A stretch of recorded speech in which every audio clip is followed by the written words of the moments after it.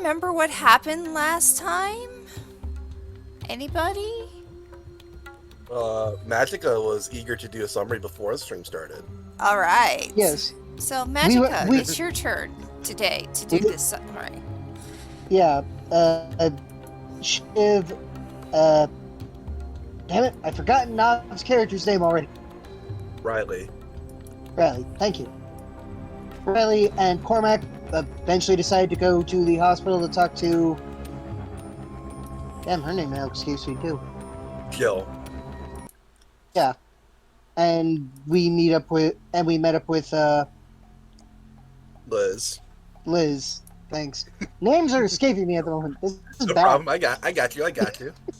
I'm doing an aid check in real life. Liz was doing the spinal All right, Tovican. implant. I guess it'd be Yeah. spinal implant Spinal- reconstruction stuff for Liz. No, Liz is the one doing the implant. Liz, God damn it! I'm getting names confused now. Liz was doing the implant for, well, it wasn't exactly an implant. It attached to the spine to give it more strength. Yeah, basically did spinal reconstruction surgery right then and there. Wasn't exactly surgery either, but yeah. Surgery, more potential wet wire stuff. Potato. Anyway, moving on. We eventually, and in the meanwhile, Ignis went to deal with information from the SOB Enterprises place. Mm-hmm. Got the information, met with Liz, went back. They both ended up going back to the hospital around the same time that we got there. On Correct. purpose, actually. Yes. And we ended up going to Liz's bar to get more exposition put upon us about what happened, why things are happening, and Shiv and Riley got apartments. Yes. So you now have apartments attached to this bar, and you guys are given the chance to take care of that situation. However, Nov's not here to play Riley. We're not going to do that yet. But Shiv, are you going to, do you have anything with you to take to your apartment? Just the general belongings I have on my person. That's not much. Correct. That is correct. So I suppose I will have to acquire more belongings. Somehow. I'd even be surprised even if you had a weapon. I have a scalpel. He has a scalpel, and that's it. Oh dear God. Hey, with one of my abilities, the scalpel is really fucking dangerous. Yeah. With a Withering Hour. Withering Hour, command effort, your weapon, glance, or unarmed blow are treated as a magic weapon, doing 1d10 damage out to a 200-foot range. Alright, so you take on the apartment. Let me see if I can find the picture for the apartment. Or do you care? I'll be brutally honest, I kind of don't care. And we'll just do it as a theater of the mind thing. You take on the apartment. You find your apartment is very, very neon-esque, but it does have all the amenities that you do need. It's got a bed, a sink, a kitchen. Mm-hmm. It's a decent apartment. It's a small apartment, but it is a decent apartment. Well, to survive, one does not require much. True. That said, I probably should have my character acquire more belongings at some point. Because it's occurred to me that just having a scalpel and a librarian's outfit in the wrong sector of the world probably isn't just the best plan to just live with. You have the best thing in the world, though. You have the abilities of the Godbound. Yes. Yes. Which means acquiring shit isn't going to be too difficult. That's right, because in Godbound, incidentals are practically free, and you're given pretty much a $500 credit at least per week for incidentals of anything, and then you can work on with whatever you need that is outside of it. Whatever you consider building wealth to be. Well, that you have to work on through influence and domain. Yes. So, because you did not take the word of wealth, you do not get to do that. That will be through domain and influence. Anyway. Does Ignis have the word wealth? He has an unexhaustible, unexhaustible layer. He has dragon. He has dragon. Hey, that's me. Yeah. Basically, he gets word of wealth without having word of wealth. No, just that one. That's not true. No. The word of wealth is much more expansive than just having wealth. You also get to fuck with other people's wealth really hard. Oh. Yeah.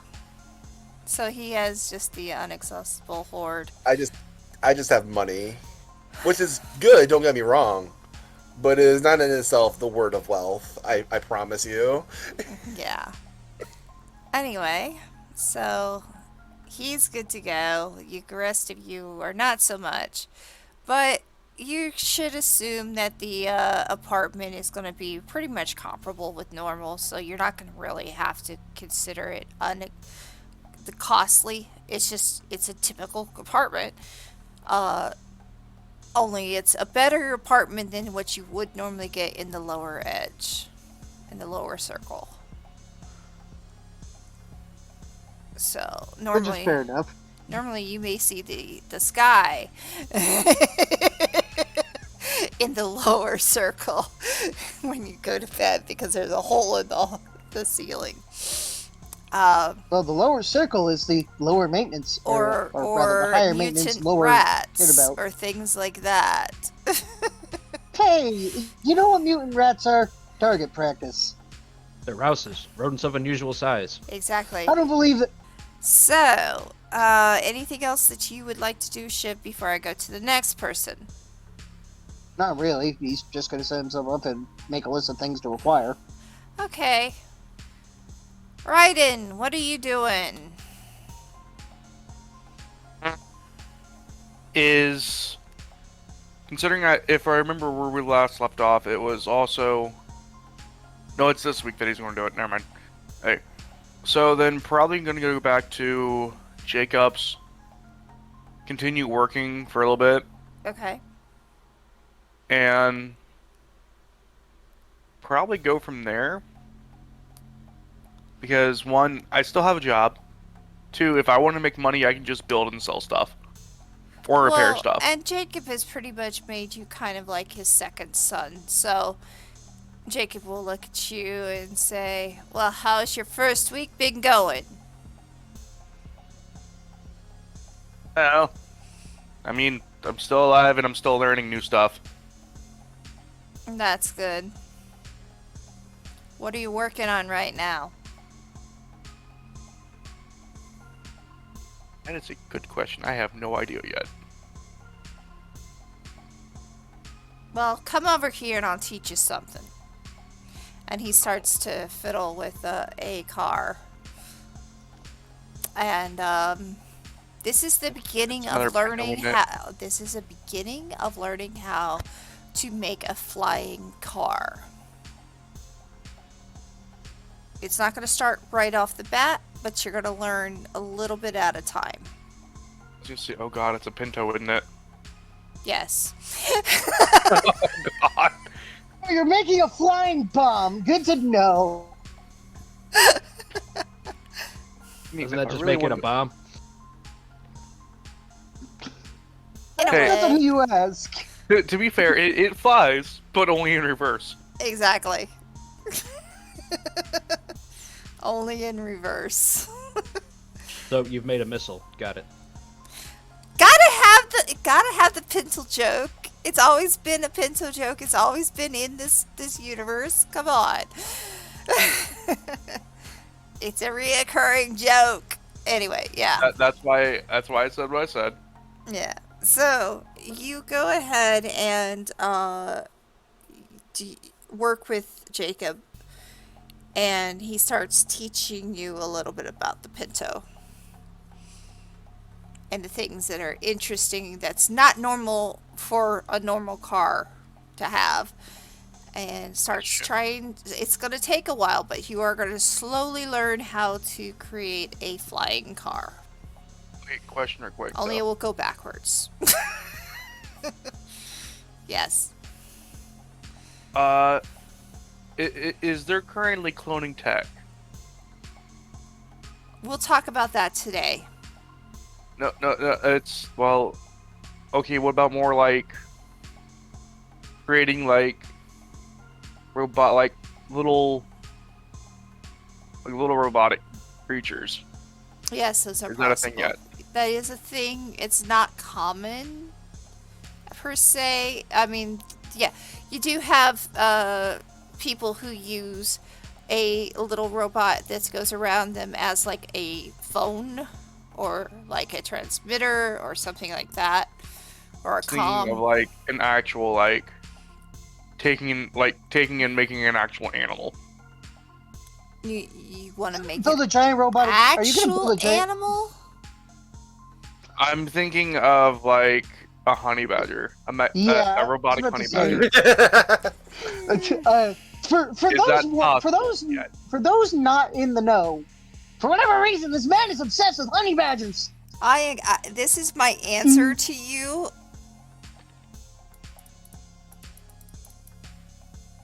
Like given the current technology, is it possible yet? No. It is now. Wait. What? Dag burn it. I gotta change that thing again so I can see what the freak is being said. Once per session, the Godbound may develop a dramatic advance in existing common tech, such as creating viable cloning technology, deversing anti-gravity tech, curing a wide range of congenital diseases or something similar in its advance. Alright, so it's... You can now make a giant robotic honey badger. No, not giant. I just plan on making a honey badger-sized robot. That's a honey badger. Again, for those who weren't listening, for whatever reason, this man is obsessed with honey badgers. It's kind of funny. If it's not honey badger, it's sharks with bow ties and lasers. No, not sharks with bow ties. Sharks with bolo ties. Bolo ties. Okay. Yeah, then a honey badger. And then we got the honey badger. No, Karsa, you just gave me even a better idea than honey badger. Oh no. You're gonna build a giant robotic shark. A floating robotic shark the size of a honey badger that wears a bolo tie. It's floating in air and not in water. Oh my god. This technology is I've already done the face palm. I already done the face palm. I'm doing it again. I know, it's just because I can. That's the only reason, is because I can. Alright, so, well, you can start working that on that's a project for you to start working with. It's going to take you some time, but you will have downtime to do so. Pick up all the scrap you find when we destroy industries. Don't give him ideas. No, I already planned on that. You fail to understand that I already planned on doing that and getting something like a bag of holding to do so. Well, that's going to be a little bit more difficult to find. Because the idea is, next you see session, that building right over there? Yeah. Well, it's destroyed, so now we're gonna go collect some scrap from it. Bye.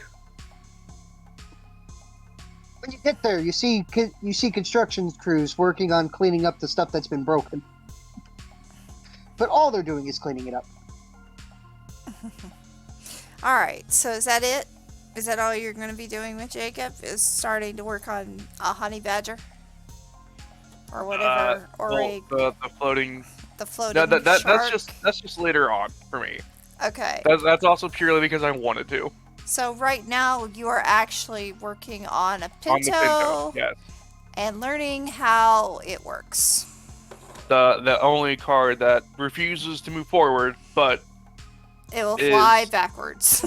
yes. It'll fly backwards, and if you tap the tailpipe, it explodes. No, if you tap the tailpipe, it just somehow turns itself on. Okay, so that's Big that. Since you're busy, let's go with Cormac. What are you doing? Depends what time of day it is. Well, I'm thinking you're probably back at your area that you call home, right? It, again, depends what time of day it is. Well, this would have been right after you spent time with Liz, and yeah, let's say this is right after you spent time with Liz, and now you're going back home. What you doing? The most exciting of things. He goes upstairs and he starts cooking dinner. He made a promise to his wife. He did. Respectable. Yes. Cue the sax music, because I can't remember the name of the fucking song. I have sax You guys know music, what I'm but I thinking. don't currently It's Careless have it Whisper. set- Yeah. Oh, we're not there yet. Jesus Christ. You think when Cormac plans a date, it's a 30-minute dinner? What the fuck is wrong with you guys? No. Get out of here. He's quick on the battlefield and quick in every other facet of life. Yeah. Word of endurance says so. He's gonna have one heck of a time, that's for sure. Well, after the candlelit dinner, of which Cormac somehow managed to get a hold of actual chicken breast for the pad thai. Uh-huh. He Cloned, all right. clone chicken breasts? No, actual chicken breast. Oh, okay. So eggs that came from a cloned chicken were Uh, raised to make chicken. now we get to the question of, can I introduce a fact into the world? That is a good question. Can you? I'm asking you because. Yes, you can. All right. Well, they go on a drive down to a part of Zone 7 called this. God, what the hell did I call it? Oh, it's just called the Starving, because it's where all the quote-unquote starving artists go to do their street art. Mm-hmm. It's the closest they could ever get to a art museum. Right. So they wander around there. Eventually, Cormac takes her over to a half-mile-long foot tunnel that is simply called the Mosaic, because it's an ever-changing area of street artists just covering up each other's art. But they cover it up, not out of like a disrespect, but Opus, because it's always quote-unquote raining. Mm-hmm. That's not good for paint. So It never is, yeah. It is. So it never stops reading, so. yeah. So a lot the of the tunnel art has just got like 6 inches of paint on it. Well, no, when it's a heavily moist environment, the paintings just degrade really fast. Oh, that's fair enough. So and then if one doesn't degrade and an artist thinks it's been up long enough, they put a giant purple X over it so people can go through, or so another artist can take that spot. But it's constantly shifting and changing. So they walk through that for a little bit, stop and talk, and then Cormac takes her out on a nighttime bike ride along the coast. Can we go back to the Opus main map? Yep, City map? absolutely. Give me a second to do so. Yeah. So he eventually ends up just taking her through a coastal road just along this area. Mm-hmm. Eventually coming up to an overlook that overlooks one of the hydro farms, Okay.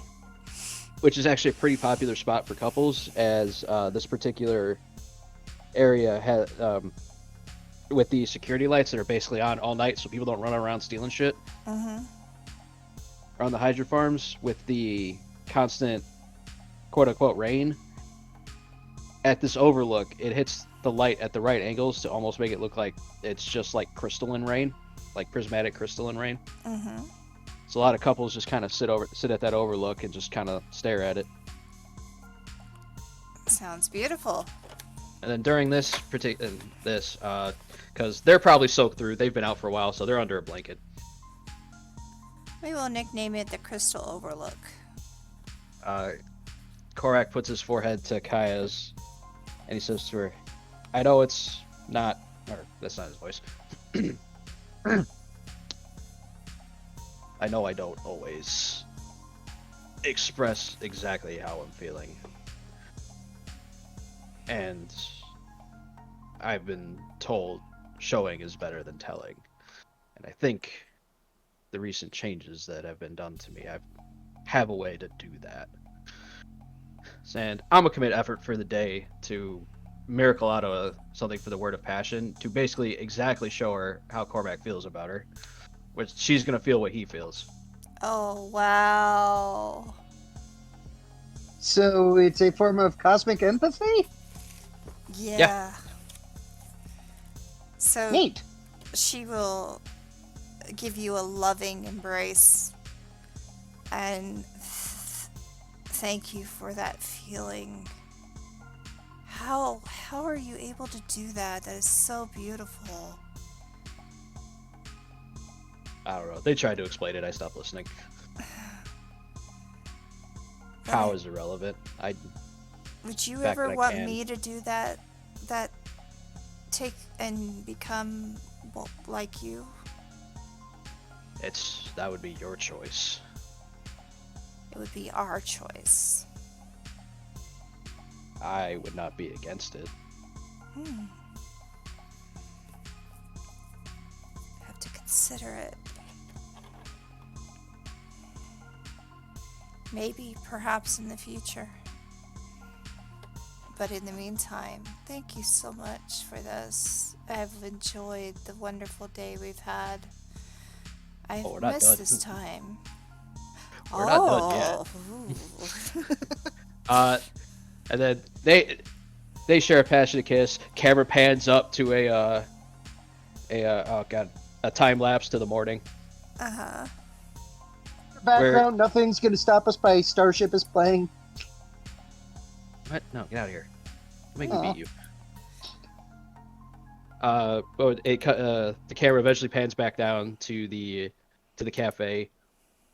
Mina is opening up the front door so she could do the prep work.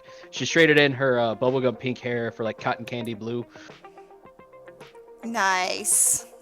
She heads into the back to see Cormac basically in bicycle shorts, sandals, and an apron, and that's basically it, with headphones on, doing the prep work while dancing. And this is weird for her because it's almost always Kaya that does the morning prep while Cormac sleeps in.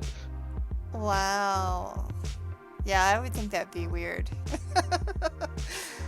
She's, what has got you going today?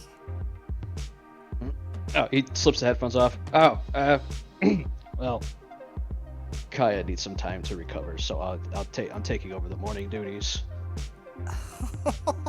This is a first. All right. Well, I guess let's start prepping for the breakfast for the day. We're pretty much done. I've done most of it already. Wow, you've been up longer. I haven't slept in 3 days. What? You can't sleep? I don't think I have to anymore. Is that even possible? Apparently, I've been feeling like I've been well rested the entire time since I've got back. You don't even look like you haven't slept. I know. Not sure how this is gonna help. I mean, it helps in certain aspects of my life. And then he gives a wry grin. I'm sure they, the bed was a knocking last night. We might need a new one. Mm. Well, that's up to you. Well, it's up to the bed if it can stand it. But let's get the rest of this so we can open this up. I'm sure those bus drivers need their fix. Wait, Yeah. wait, scroll that back. Does Opus have public transportation? Yes, they do. They have Okay. to because most people can't afford a car. Car is only for middle class Yeah, so and upper the cafe class. the cafe generally opens at like 5:30, 6 o'clock, where we get the third shift guys coming off the third shift guys coming out of the industrial section, and then Mhm. the first shift guys going for public transit. Right. So you're going to be busy that morning, and finally, after a while, Kai will come back down, and he'll go, "Wow, that was a night. Thank you so much." And she gives you the biggest smooch you've had in a while. You are absolutely welcome. And If that I mean- is our life forever, oh my goodness. well, yeah, I don't plan on dying anytime soon. You better not. Well, speaking of potential harm, I will be dealing with FN Industries, so Are and that'll be you gonna have some help? maybe. I haven't decided whether or not I wanted to ask them. Do you want me to go They- with? No. The first step is just doing a little recon. Okay. I'm not convinced the others are going to want to go after a corporation. I guess we'll soon find out, won't we? But you gotta promise me you'll be coming back to me in one piece. It's a little bit of a stretch. I'll probably be fine. All right. Well, And he says that as he's like kind of absent-mindedly tracing a finger over like the myriad of scars he's got. she's a little bit nervous. She's not gonna lie. She's very nervous at this. She knows that she can't stop you. She knows that if she does, it will take your freedom away, and you're one person who just has to have that freedom. But she's not happy with the idea of you going off by yourself and possibly getting yourself killed. Well, to put it this way, Korvac's gonna have to do this in a quote-unquote smart manner, because he has yet to manifest any of his actual endurance powers, so he doesn't know he has them. So running through the front door isn't his idea at the moment. Right. So, yeah, you can feel she's kind of shaking a little bit, but you also realize that she loves you and she just wants you to come back to her. And I guess we will pan out for a moment while they are taking care of the breakfast and stuff and go to Ignis. Ignis, what do you have going on for you? Well, after talking with Liz, I do believe saying that I would go to the police station, actually. Yes, you did say you were going to do that. So you head to the police station, and we're going to do this also, Theater of the Mind. And when you walk in, which are you going to the upper circle, or are you going to the ones in the lower circle? I'm going to go to the police station in the upper circle in my alias of Dracul. Okay. So the CEO owner. All right. So In short, he's gonna walk in and they're gonna shit themselves. yeah, they're going to know exactly who you are and go, Oh my god. And there is like chatter all the way through the precinct, and suddenly it is quiet as a mouse as you walk through. Will confidently stride over to the front desk, and I will. I'm here to see the police chief.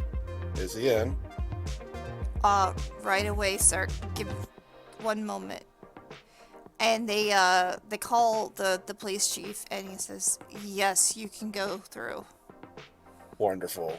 And then I'll make my way to the police chief. So you go upstairs, and you see this kind of a rounded man, with no hair at all on his forehead. He's bald. Kind of beady eyes, but he's wearing his outfit as well as he could, and his secretary lets you come through, and he stands up and offers his hand to you. I'll return the handshake. Good afternoon, officer. Good afternoon. What brings such a established man to us? And points for a place for you to sit. No, thank you. I'll stand. Very well, sir. So, the other day, I couldn't help but notice that a police detective spoke to my secretary looking for my brother, Dominic Ignis. Yes, he's, we need a statement. Oh, understandable. I've come here to inform you that that'll not be necessary, however. I've come here to answer any questions on his behalf. Okay, well, we first want to know what happened. Secondly, we want to know how did they survive it? Thirdly, who might have done it? And if they've seen anything. Yes. Well, I'm sure you've seen the news reports of one of the people from the laboratory made a statement, quote unquote, at a news helicopter. That statement is being looked upon. Well, I've spoken to my brother about it. Unfortunately, he could not come here himself because he's still recovering from the ordeal of sorts. But supposedly, the bomb that was dropped on the building came from FN Industries, or at the very least had their logo upon it. As for how they survived, we have not been able to totally ascertain, or what's the word I'm looking for? We cannot fully notify. Yeah, we cannot fully.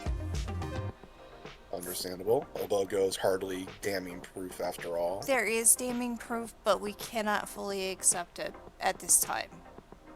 Well, then it's not very damning now, is it? Unfortunately. Very well. In any case, according to the man on the helicopter, a few other individuals from FN Industries assaulted him at his business as a residence. Well, residence and business. He lives at the top floor of the residence of his business. Assaulted him? Yes, they pulled weapons on him. But he never came to the police to take care of such a thing. Well, he lives in the outer circle, so I can't say I'm exactly surprised. Oh, I see. Yes. Well, what about the escaped mental patient? My brother doesn't know much about him, unfortunately. Cookie? Cookie? Can I have a cookie, please? Cookie now! How they survived, Please, give me a cookie! Give me a goddamn cookie! Good luck. Most of the people in the facility did perish. To my brother's recollection and my own, himself and one of the scientists are the only known survivors. That's everybody? Yes. So the 6 that you saw walk out. Oh, Okay. Starts. Slash fly. I mean, he's taking your statement, the whole Yep. thing. His little floating robot is the record is on record. So The robot is acting as the stenographer. yeah, he doesn't really need a secretary as much as he needs just that. Okay, so only 6 of you. We have some idea. Hi, Jenny. Welcome in. We have some idea of the fact that possibly FN is in it, but we cannot guarantee it, and is neither been confirmed nor denied. But the fact that you say that FN came to his place makes us feel like there is a possibility, and we will look into that further. However, your friend, or the friend of your brother's, huh? Friend is a strong word, but continue. Should come in to give his statement. I have responsibility over my brother and no one else. If you wish to get statements from the others, I recommend you pursue them yourselves. It will be done. All right, we'll leave your brother alone for now. Thank you, officer. If you have any other questions for myself or my brother, you may call me and get in contact with me that way. Absolutely. We will possibly It'll be continue. This is an ongoing investigation. Since it hasn't happened for many years. We have not had this happen for many years, and now all of a sudden it's happening. Why? I suppose I'll have to ask the ever-elusive CEO of FN Industries. Man isn't very keen on showing his face, though. He never shows his face. He always sends a representative. That would be my point, yes. I don't think I've ever seen any time where he has shown his face. But one more thing, and then Ignis will gesture towards the flying servitor as if to signal for him to turn it off. He turns it off. As a secondary matter of business, I have good reason to believe that there will be an incident at one of these 2 locations owned by FN Industries. Retaliation by the individual from the helicopter, and it would be in both of our better interests if you were to not intervene, as next to the addresses there is a very nice little crud stick. Oh, how much do you give him? Sizable donation to his retirement fund. How about 100,000 sound good? Yeah, that does. That's more than a year's worth of lifestyle for him. So, oh yeah, he'll accept that. I'm like, I take it these terms are agreeable. Yeah. Well, what if there's a problem that happens in that area? Let's just say it's all the nearby squad cars were unfortunately stopped by traffic. I see. Or there was a car crash somewhere else. Come up with the excuse on your end, but make sure they're not there for 5 to 10 minutes. Gotcha. We'll give him 10, and that's it. Wonderful. All right. Thanks for telling us what we needed to know. Of course. We're still investigating, and we will still be investigating the others, but we will leave your brother alone. I would offer a suggestion and a warning, free of charge. Based on the symptoms that my brother has been displaying, I would recommend that you try to avoid direct conflict with the people who came out of the laboratory. And why would you say such? Oh, To put it bluntly.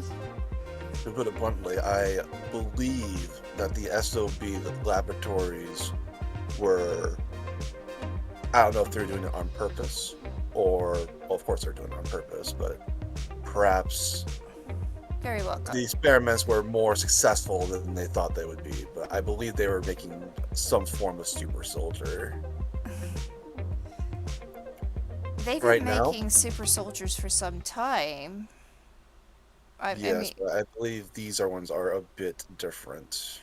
I I don't know see. the details yet, but my brother seems to be on at least neutral to good terms with the others afflicted. Well, that's good. But even himself, he's been. Should we be worried for the rest of Opus if these powers or whatever is going on? Super soldiers could be a threat to the rest of the city? I'll be real with you. I don't know. Right now, they seem focused against FN Industries in a bit of revenge. So I suppose we'll see and find out to see how well they're able to take the fight to a corporation. Do you think they will help the city instead of trying to destroy it? Well, I can only hope that my brother can appeal to their rationality. No one is benefited if they destroy the city. This Of is course. true. Of course, they may have different ideas of what helping the city entails. That is true as well. Well, we will keep an eye still. We must, for the sake I will of the keep you city informed. itself. I will keep you informed where I can, as will my brother. Good. But until then, I wish you a good day, sir. Good day. And thank you And- again. Then I will take my leave. All right. Okay, so we have now gone through all 4 of your days. It is the next day. And are any of you going to get together or what? What's going on? Are you meeting up? Or are you going to be doing things separately? Well, actually, that evening after the lunch rush, Mm-hmm. Kar's gonna take his bike and he's gonna head out to the address. I think it was in Zone 4. It was in well, there was one in Spoke 4 and there's one in Spoke 1. It'd be 4. It's the one that was dealing with the librarians. That would be Spoke 1. Okay, then that one. Okay. So you're gonna head yourself right. All right. Well, we're gonna do as normal of traffic laws. They don't exist until we get probably within about 3 miles of the place. Then we'll start following the traffic laws. Okay. No need to start standing out yet. Then we're gonna find the location and see if we can find like a building nearby, like a rooftop that overlooks it. You will be able to find that a rooftop that is overlooking it. I do need, however, wisdom then.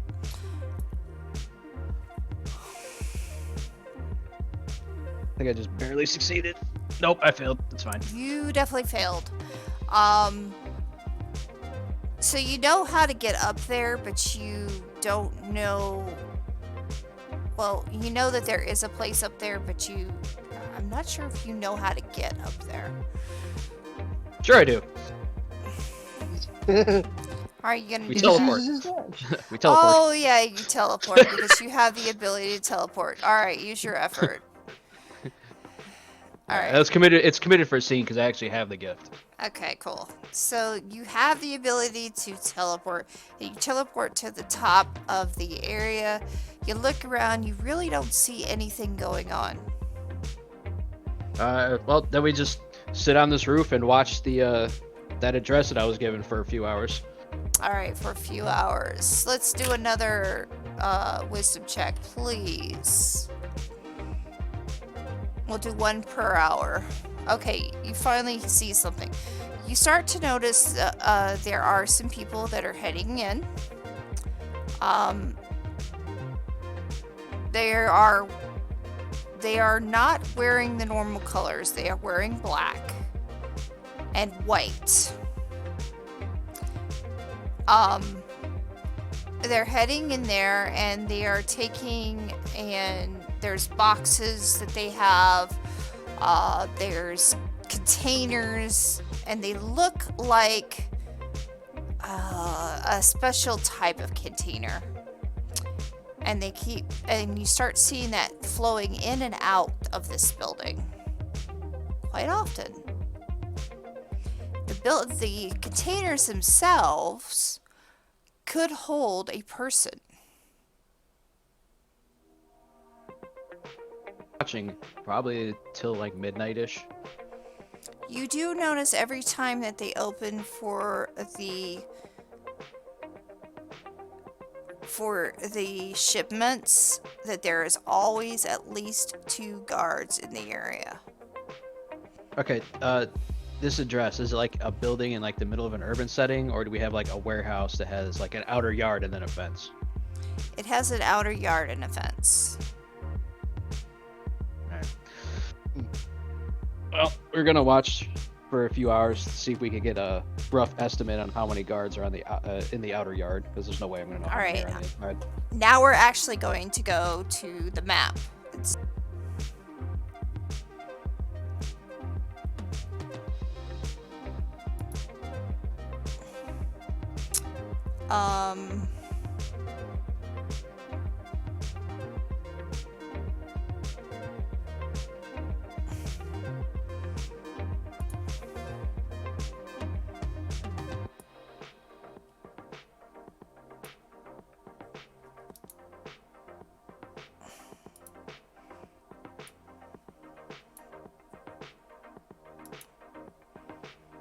Doobadoo. 1 second, guys.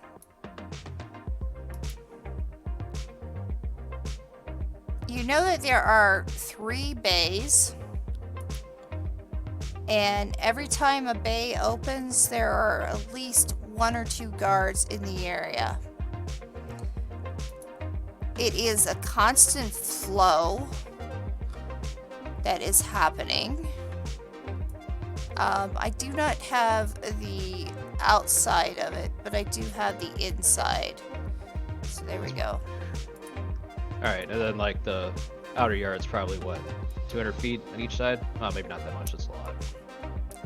Probably about 50 feet on each side, because this is in the urban area.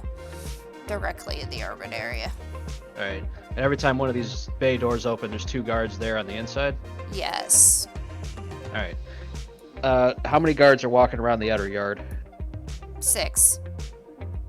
Oh, that ain't shit. 3 of them. There's 6 at a time walking the outer yard. You can see 6 in the inn where the bays are, 2 per bay. And you can see flowing in and out that there are some scientists showing up. You even see medical coming through. Alright. Jenny knows very well what happened at this time. Jenny was there when we did this particular setup. So Yeah, alright, we could cut away from me, because I'm gonna be here for a while. alright, so you basically are doing your spying, espionage, yeah, you do notice that there are a lot of medical coming in this area, and quite a few scientists. There is a place for people. Some of them have cars, some of them don't.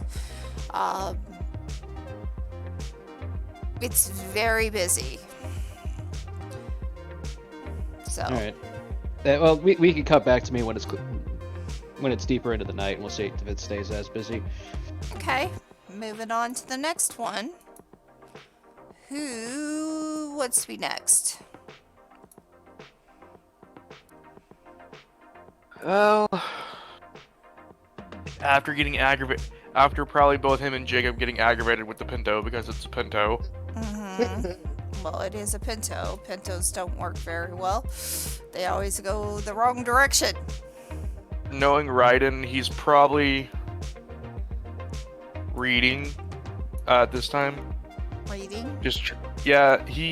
One of his things is that he does is that he will sit there and read on how to build certain things to make it easier for him to build it. So like he's always trying to get some kind of information on how to build like whatever he's got in mind. Okay. Right now he's more reading up on robotics right now. Alright, so you're working on robotics instead of wanting to learn how to make a flying car? No, that will come in handy later on too. So, I mean, I'm giving you a chance for a flying car. I know. It's a case of that the flying car won't happen in a day. That's true. It will take a while. So it's the case of I can kill two birds with one stone by taking part of the time to work on the car, part of the time to learn robotics, because once I learn robotics, therefore I can make the mech. True. Oh, jeez. You also got to get around the fact that the Pinto is really fucking explosive. Right. Well... Oh god, that's what's going to give me radiation, isn't it?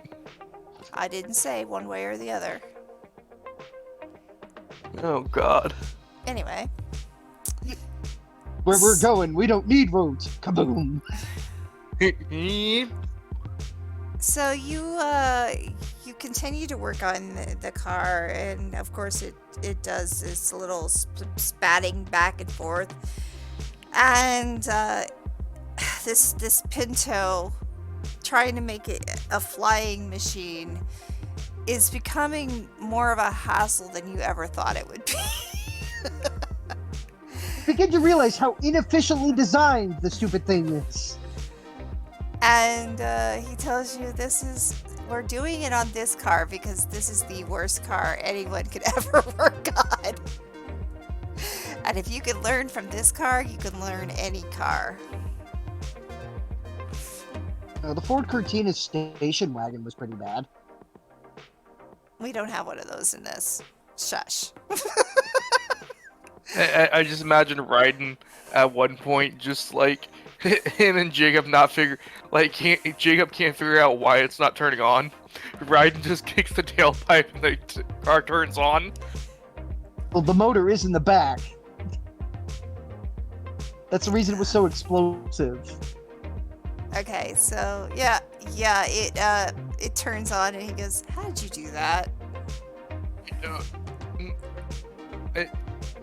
I don't know. I just kicked it. But that doesn't make any sense. How in the world I know. did you do that? I have seen you do more weird things recently than ever, and it worked. I have no idea. Okay. Enough. Welcome to the party. I just got aggravated with it, decided to kick it, and then it turned on. Percussive maintenance. You're not there, Shiv. Do I have to mute you? No, I'm just being funny. Are you? Things are really, really weird around you lately, and I don't know how to handle it. To be fair, I'm still adjusting. Are you okay? Seriously, are you okay? Because I mean, you're weirding me out. Physically, no, I'm fine. Like physically, I'm fine.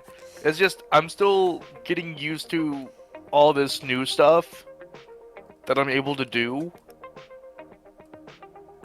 So it's a case of like, for instance, Raiden's gonna like put it like turn like just like without looking behind him, he's gonna flick a finger in the air, and then just like 10 feet from him, a pop can falls over. And that really weirds him out. It's like, how? Yeah, I learned that I could do that the other night.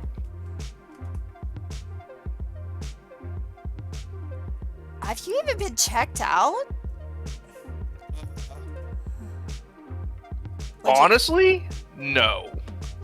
Because reasoning is, yeah, no, they're gonna probably find something wrong, try to capture me, experiment on me, and I am not for that. Are you on the run? No. Because At we've least I been don't think seeing you all on the monitor all the time, and it's like they're wanting to find you. Well, they're not trying hard enough, and it's also I just don't want to be found. There's And when no reason for me to be found. when you look at the monitor, you notice that Ignis is no longer on the list of people to be found. I'm not going to turn you in, but I am worried about you. I will be fine. But anyways, I got a little reliable here, and then he's just gonna pull out his gun. You're dangerous for yourself. I worry about you. Yeah, you've known I'm a danger to myself and others half the time. Yeah, but this is on a new level.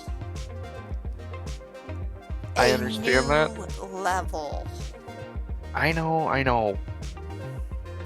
Look, I will be okay. I don't know what's going on. It's been a few days. I still have no clue what the hell what's going on. I don't. But as for other things happening, no. If police or if they want to talk, we can talk. But they aren't going to capture me. That I can promise you. So how are you going to talk to them? Well, they can come find me. They want to talk, then we could talk. But it's the case of that if they try to capture me or take me in, it's not gonna work out probably. You do know, Because- boy, that I plan on giving you my business when I retire. I'm aware. It's also I can't because give you my business if you're dead. I'm not going to die. I can promise you that. You're Like with it, Raiden's gonna walk over to like this, just like this old radio that he's got in the shop that just only plays on one station because it's somehow just like broken or something. Raiden's gonna put his hand on it. Huh? That's what's wrong with it.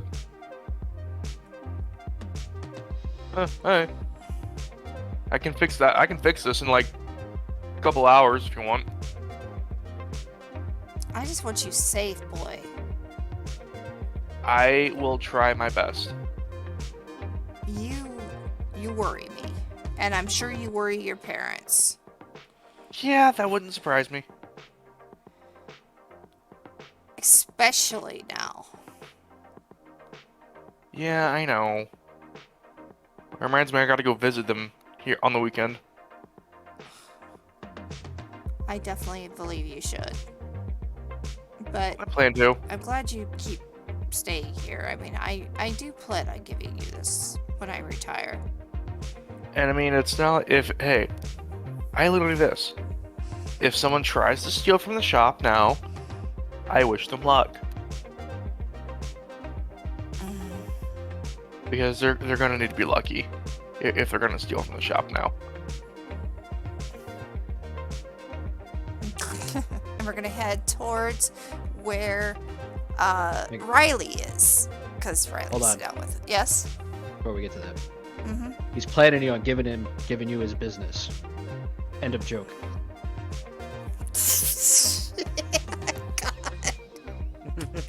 It took me a second.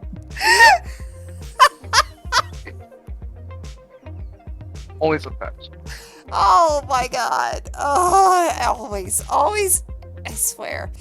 Alright, so we pan towards Riley. Riley, where are you?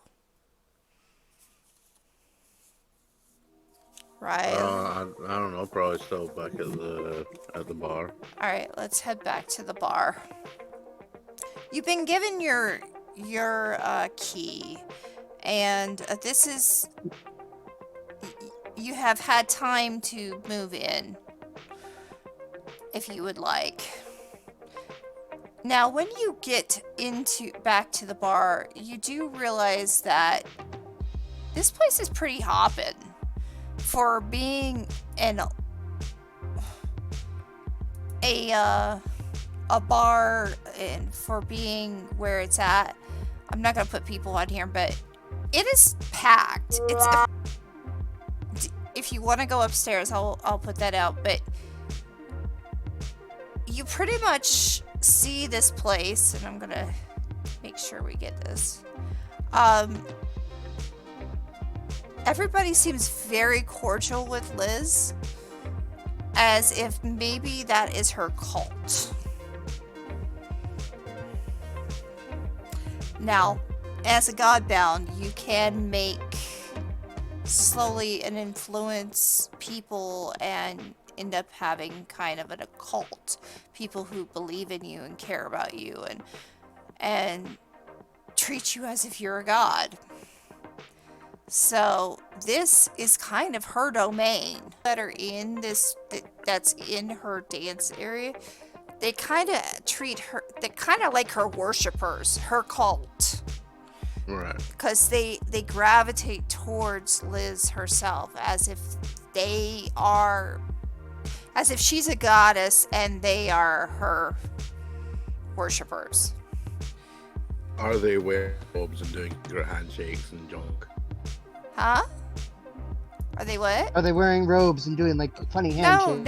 No, but they are. Uh, It's kind of like a rave. If you were to have anything else, it would be considered like a rave.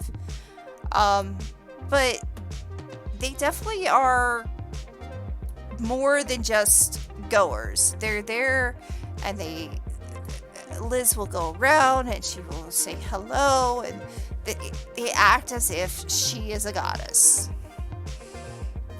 As though she is their best friend. Yep. Of Literally. all friends. Yeah, really. And she will come up to you and ask you what you would like. And then she say, have you moved in yet? I have moved in to the best of my ability at the moment. I shall acquire some more possessions and see if I can acquire some of my old ones. Well, I pretty much... Really just gonna be like, I'll move in once Ryden's able to give his hand. I'm sure it won't be long. But, Somewhere in the distance, you just hear an explosion of a Ford Pinto. No, he can't blow up his car. I need assistance to move stuff. he has a regular car. He doesn't have just the Pinto. The Pinto is what he's working on. Yeah, Raiden, you are welcome to come in if you like at this time. We could say that this has been a day or so. So... Yes, Like early morning or something? Or Huh? what would be the time? Probably about noon. Because that's when this thing would be starting to hop. Okay. Although the inn itself is always seems to be busy. Unless she closes it off. So yeah, you will see a bouncer and you will be, your name is on the list, so they let you right in. Okay. Speak Okay. of the devil.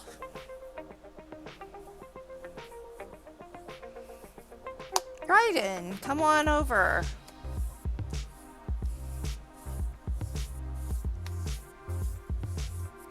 How are you doing this morning? I've been up since, how was it? Noon? Probably 6. What time is Since it? yesterday. 2 o'clock. It's about I've been noon. up since yes. Been up since yes. The correct answer. I mean, I've got about get that done, get that done. Maybe about 6 hours worth of work already done. Huh, you've been busy. So, I mean, the job opens up. It's almost constantly busy until around this time. So, oh, because that's when we try to at least get some time off, and then this is about the not time that, when then- we are starting to become busy. So it works out. Anyway, I hope you all are situating fine and have learned more about yourselves. I mean, my boss is worrying about me, but I should be fine. Not exactly like I can go to a hospital and just like have myself diagnosed. Yeah, about that. It's not easy to be diagnosed there anyway. I disagree slightly. Before I got myself discharged from the asylum, they were doing some medical checks on me, and they know my DNA has been at least modified in some way. Which reminds me, I probably should do something about that information. Yeah? Why do you think basically I haven't gone? I didn't get much of a choice there. I had to get myself discharged, otherwise they would have kept coming after me. And I would be honest with you all, you really should be careful with who you say how you've been enhanced. There's only one person who knows for me, other than you guys. I think I turned the warden of the asylum into a patient of his own asylum. How But did you that was do that? mainly by spending most of my time there driving him up a wall. I was doing that before I got powers, though. You sure you're not the insane one? You know how boring it is in an asylum. You know how boring it is working at a mechanic shop sometimes? No, because I'm a librarian. Oh, then your job must be even more boring. Got it. Actually, I found being a librarian fun. There's just a few wrinkles that got me put into the asylum in the first place. I'm not sure what. Not sure And what that and doesn't- what. What are you talking about? I'm not sure what that wrinkle is. All I know is that whenever I encounter it, I go into a sort of manic episode.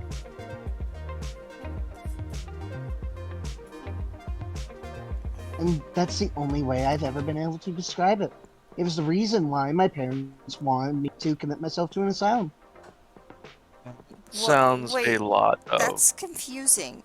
You said a manic episode? When do you have More these? or less. Recently? Since leaving the library? Not at all. What I would go happens into the when ma- you have a episode? More or less, I end up convulsing on the floor. That sounds like a seizure. As though my mind has just snapped. But here's the thing. Never been able to find evidence of it, as far as I can tell. And it didn't happen for the entire time I was in the asylum, and hasn't happened since I stopped, being at the library. There is something that for whatever reason has a very bizarre adverse effect on me. You should find out what this is, because if it happens again, you never know when somebody will sees that moment and put you back in, or worse. Yeah, that's with what's going on, the part that worries me. But the only place it ever happened was at the library. And if I go home, it's probably not going to be to a warm reception. What did you do with your home? Basically that. Kept going into the primary server room, looking at stuff, and suddenly I'd be on the floor. They got tired of it. Figured I must be going insane. Was it always in the server room? Correct. Because there's a master. My idea is like it's a server room, but there's also a master terminal in there. So then it's most likely either a light or sound. Or just some bit of information that for whatever reason is so incomprehensible it causes me to basically drop. That one feels unlikely, but given the recent circumstances, I wouldn't chalk anything out. Do you have headaches? I'll point out throughout this entire conversation, Riley has not looked at anyone. She's just looking. She appears to be looking at the bar. No more than the average person, I would assume. But Are yeah. you sure? My husband has headaches all the time. Do you have headaches? And while they're talking, Ryden's gonna look over Riley. Okay, so when are you wanting to go get your stuff? Oh, maybe we can go whenever. Alright. Well, we can leave these two here and let's go. Alright. So we're gonna pan out Shiv and give some time to Riley and to Raiden. And we will do this theater of the mind as well. You two decide to head out and go towards Riley's home, our former home, and you're there. Let's just assume it takes a little while. It takes probably about half hour to an hour due to the fact that it is noon traffic and you are dealing with the traffic. Sadly, yeah. Also, I believe Riley's original home was in a different spoke. It is. It is actually closer to Cormac. Yeah, it's literally just a little bit. It's across the road and a couple blocks down from his place. It's just up the road, a couple blocks over, down the road. So it's up the road, down the road, across the road. See that corner there? You take the third left. A couple mile down now. Yeah. Exactly. It's basically like this. It's basically like this. You go up the road. It's in Spoke 7. Down the road. Up the road. Yeah, you guys end up at Spoke 7, near where Cormac is. You're literally right there. Wait, isn't Spoke 7 where he's away to check out the warehouse stuff? Oh, he's in Spoke 1 at the moment. You are at Spoke 7 when you get there. Was it not already decided that he was in Spoke 5? He is in Spoke 1. No, I mean, I Home don't is like in where, Spoke 5, where but is, he's in Spoke 7. He where lives Taffy in is. Spoke 7. You guys are moving to Spoke 5. So we gotta go. Oh, right. So I'm the gonna way over here. redo the backstory then. Change the Just born, the lived, and died in Spoke. Spoke Yeah, 5 just the to Spoke Spoke. 7. Yeah. Right. Well, Spoke 5 is where you guys are moving because that's where Liz lives. All right. So yeah, on that whole thing, yeah, but should finish her drink and go with Ryan to hop in the car and head back. Okay, so you And guys get there, head back, and you see your apartment eviction notice. Right there, and- probably. Yeah, and the garage is locked and everything is locked.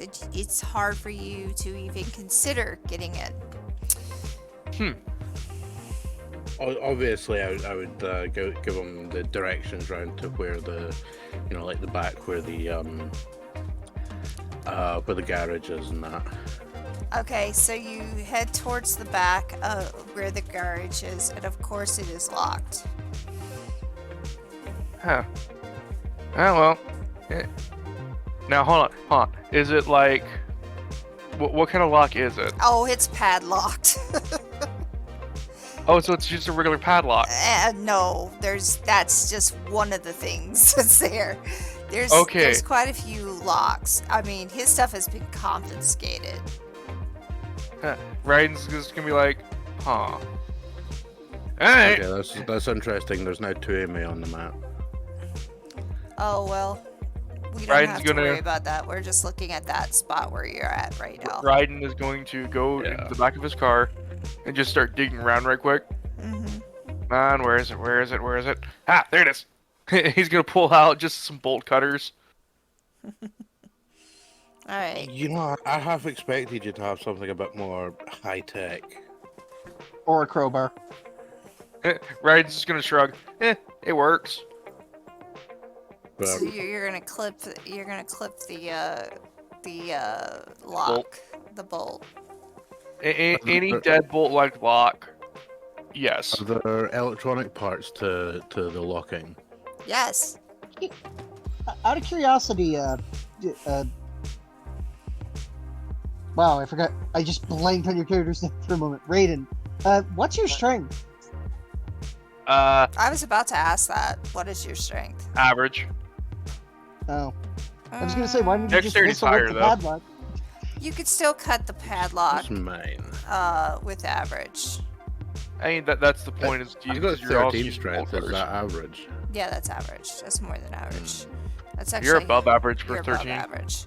So yeah, I'm not gonna even bother having you guys roll it for that because you can cut the padlock just fine.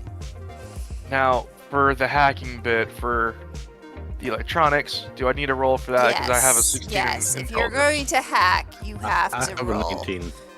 I Well, have a wait. 19, and I'm already Wait. aware of what Wait. the electronics Wait, are. how do you have a 19? Okay, alright, then we will waive that too because you got a 19. I was gonna say, how do you have a 19 in intelligence? I believe that comes with because- AI. It's a bonus to AI. Yeah. It's I think it's upgrade to 16, or if you're already at 16, which I think I was, you upgrade it to 18, and then I also got +1 from something. So, AI just sets it to 19. yeah. Gotcha. I mean, you Yeah. guys probably can get through it pretty easily, and we're not even gonna roll it because of the fact that I'm lucky that I didn't get a small your bonus. your high 19 is very high. You should be able to just literally figure out where the numbers are. So Yeah. why don't you, instead of we actually making a roll, why don't you tell us in mind's eye what is going on with you and your characters and what this area? In mind's eye, whilst doing that, because I already have an idea for this, is is it Raiden or Raiden? Either pronunciation. Either, right? Because I just prefer Raiden. Right, yeah. While Raiden is busy bolt cuttering the crap out of the padlocks, Riley would be checking out the electronic part, and then just like, you know what, I'm fed up with this crap, and sort of grab the like keypad off the front, rip it off, and then from the cybernetic arm, she goes full RoboCop with the spike, and from the back of the hand, the port opens, and a spike pops out, which you could basically just sort of like, not exactly punch, but you know, sort of bonk it with the spike, and then sort of pause for a second, and then twist the hand, and it just pops open. Believe that's an effort and that's a word, right? No, that's just how I'm role playing the fact that I get through it instantly. Okay. If you want an actual roll, then I mean that's just how I'm gonna, no. I was just wondering if you were actually using one of your gifts. No, that's just purely down to high skill. Okay, well, I mean, you have a Like, night. if Well, it was a what more is your strong strength? lock, then I would roll at that point. Because you weren't using intelligence, you were using strength for that. No, that's No, not. he's hacking No, the I'm door not talking now. about punching it. You've seen RoboCop. You know he has the spike that walks up, puts the spike in a thing. Oh, yeah. You know, it's the Okay. hacking spike idea. It's not Okay. actually punching it with a spiked glove or something. Gotcha. Hi, I said Urban. RoboCop, not Terminator. Welcome in. You put the spike in. You manage to get it open, and finally the door starts to release. And what you see on the other side is your bike has a literal boot on each of the wheels. Right, well, as the door rolls up, all Raiden would hear when Raiden sees the bike booted would just be, Oh, shit. Obviously, and she your just sort of landlord's put 'em not a like, very "You-" nice landlord. Yeah, my landlord's a prat. No one likes him. Yeah. She's just got to turn around to Raiden and be like, "You're an engineer type. Can you deal with that?" I'll see what I can do. Thank you. Because any good engineer always has at least a toolbox. Andy. Yeah. So, in mind's eye, tell us how you take care of this boot. So he's going to go back to his car, put the bolt cutters back, and grab the small toolbox that's in the back of his car, and bring it over, because like I said, he's a mechanic. He's going to have tools. Yeah. You have just about every type of tool. So Well, it's he's like just being gonna God now, he's we gonna technically have all incidental stuff. he's going to sit in front of the bike, scratching his head for a minute, and I'm just like, they really had to do this. And he's gonna look back. You know, your old landlord was a complete prick for this. I'm not going to defend him. I would actually use much stronger terminology, but Yeah, you that's fine too. So I'm going to use a gift right quick to give myself the innate knowledge on how to operate a boot, and so I can start taking it apart. Okay. Use that GIF for me, please. Alright, can you explain this GIF? The Godbound instantly knows how to operate any vehicle, starship, or device they see, and has an intuitive understanding of the layout and design of buildings, starships, and other large engineered structures, including weak points and technological capabilities. This knowledge isn't precise enough to serve as a map, but they can always find their way to any particular function, section, or feature they want to find. Alright, so you do manage to find that little click where you can take that boot off. It takes a bit, but you can finagle that universal screwdriver just right, and it will click and come off.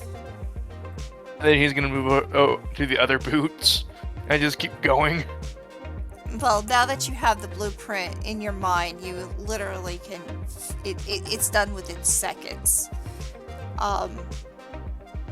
Because you know exactly how you're doing it. So, yeah. Hence why it's also Raiden can do. Hence, this is the only reason Raiden can do the percussive maintenance. Yeah. So, after a few minutes, you do see people watching you. But this is the lower end of towns. Normally, there's not cops in this area, and they don't really look. So people are watching, and they don't care enough to go over there to help or to hinder you because of the fact that yeah, you look like they don't like the lanyard either. Yeah, they because don't. There's a heavily cyberized person in the garage wearing red. But they are watching you. Yeah. If anything, they'd probably assume I'm a cop who's snuck in here with the intent to, do some dodgy confiscate. shit. Yeah. Yeah, not actually realizing that this is my own stuff. Yeah. Unless you want to say that I've probably got some sort of rep in the area as being like, a cop that lives outside of, the cop areas. There is several cops that live outside the cop areas because they don't get paid much. There's cops everywhere, but they don't really spend a whole lot of time doing anything in the lower sec because there's just too much to do. And they'd rather live than die. So, but you do know that there's a cop in the area, and if you wanted to, you could contact them and tell them what you're doing. Or No, you could I'm not that bothered. You're not bothered. Okay. So you do manage to get your bike. Literally, it's a case of what they're going to do. Come at me and go, oh, we're the police. And then I take that little ID badge out and go, yeah, well, I'm the police as well. So bugger off.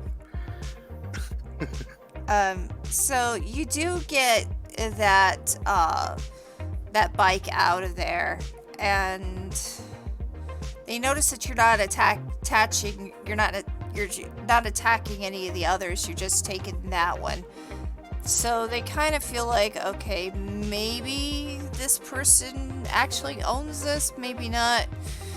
They still don't care enough to come and see what you're doing.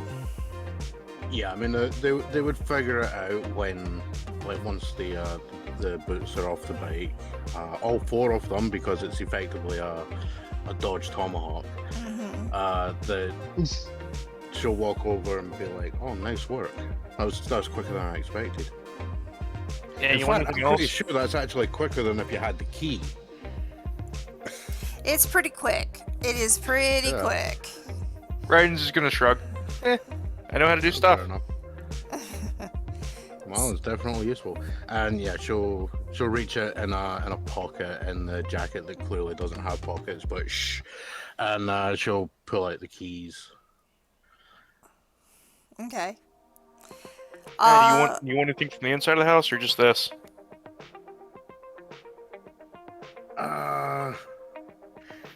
No, I'm gonna say anything that was actually worth taking that's not built in is probably in a couple of boxes that have been dumped in because she's already been into the apartment itself. Yeah, and you know that your stuff was probably going to be evicted pretty soon, so it's probably in the dumpster by now. Yeah, anything I'm actually bothered about keeping is in here anyway. Because like while Raiden was dealing with the boots, she would have gone over to shelf with some random junk and put things into some boxes. Essentially, she doesn't have much. You would notice that a lot of your stuff is being trashed and being thrown into the dumpster. There was a few things that they kept because they were thinking about selling it, pawning it off. But for the most part, you do manage to get what little you can. The rest is in the dumpster if you really want it. I'm not really that bothered. Okay. So but yeah, she'll have like a couple boxes of like assorted junk that was her stuff that was worth keeping, and they thought also was worth keeping because they were going to sell it. Yeah, so she's like, "Oh no, you ain't. That shit's mine." And like that's literally being why she was happy to accept the offer of assistance from Raiden, is because he's got back seats and a boot, which Dodge Tomahawk doesn't have. Right. So yeah, she'll collect up that stuff in the boxes and pack it in the back of his car. And you head back to Liz, and we are going to go back to Cormac. What are you doing, Cormac? Well, we're hanging out at this place until like midnight. We're seeing if the does the foot traffic slow down any? It gets even more busy at night. Okay, that's concerning. And then in the early mornings, in the early morning when the sun starts to come, it slows down again. And you have less people. So more in the morning seems to be when it's less people. Alright. Well, now that we have that information, we're gonna head back home. Okay. When you're saying people, are you meaning people coming and going from the warehouse, or just people passing by on the street? I don't care about people on the street. It's the people in the warehouse. Right. He noticed that there was a lot of guards, and then saw a lot of scientists and medical people coming out of there. Well, we're gonna head back home. Mm-hmm. We're gonna call up Tony. Okay. Ask him to bring the guns. Yo, dude, what are we doing? Guns? Really? Yeah. I mean, well, what else do you expect? Last time we took out a heavily armed group with nothing but melee weapons, we both almost died. I'm not doing that again. I agree. Alright, I'll bring him. Where do you want me to meet you? I'll just bring him to the alley behind the cafe. No problem. And so Tony will do exactly what you're asking him to do. Yep. And we've hit the problem where nobody shared contact information with each other. That's true. But you know where two of them live. And I know where you live. Raiden Riley would have Raiden's info. Yeah. Yeah, and I would explicitly say that is false, as Ignis gave both Liz and you a business card. I don't know where it's at. Well, it's not my problem then. you know where it is. You just don't know how to get there. What? His business card? No, it has a fucking phone number on it. Oh. That's what business cards do. They have address, name, and phone you number. know Liz has all of your information. Alright, well, what we'll do is we'll leave a message with Liz that says, hey, call these guys and tell them they have an hour before, they have an hour before I head back. Okay, so this is during the time that you're taking care of the boot. You both The only get person who's still at the club is Shiv. Yeah. Shiv, you will hear it the first, and it's like, it looks like something's a go. It looks like we're about to go after FM. It does seem so. Well, the good thing for me is that I seem to have certain abilities I can help a little on the side. Good to know. Anyway, I need to call them too. Alright, so she knows where Raiden and she knows where Riley are going, so she will call Ignis and say to Ignis, This is Ignis speaking. yes, seems like you're friends of your brother, and she knows better, but are well, they're about to go after FN. And you have an hour. An hour, huh? Not leaving me much time heads up. I know. Alright, I'll make my way there. Thanks for the heads up, Liz. He gave you enough time, because that's how long it take him to get there.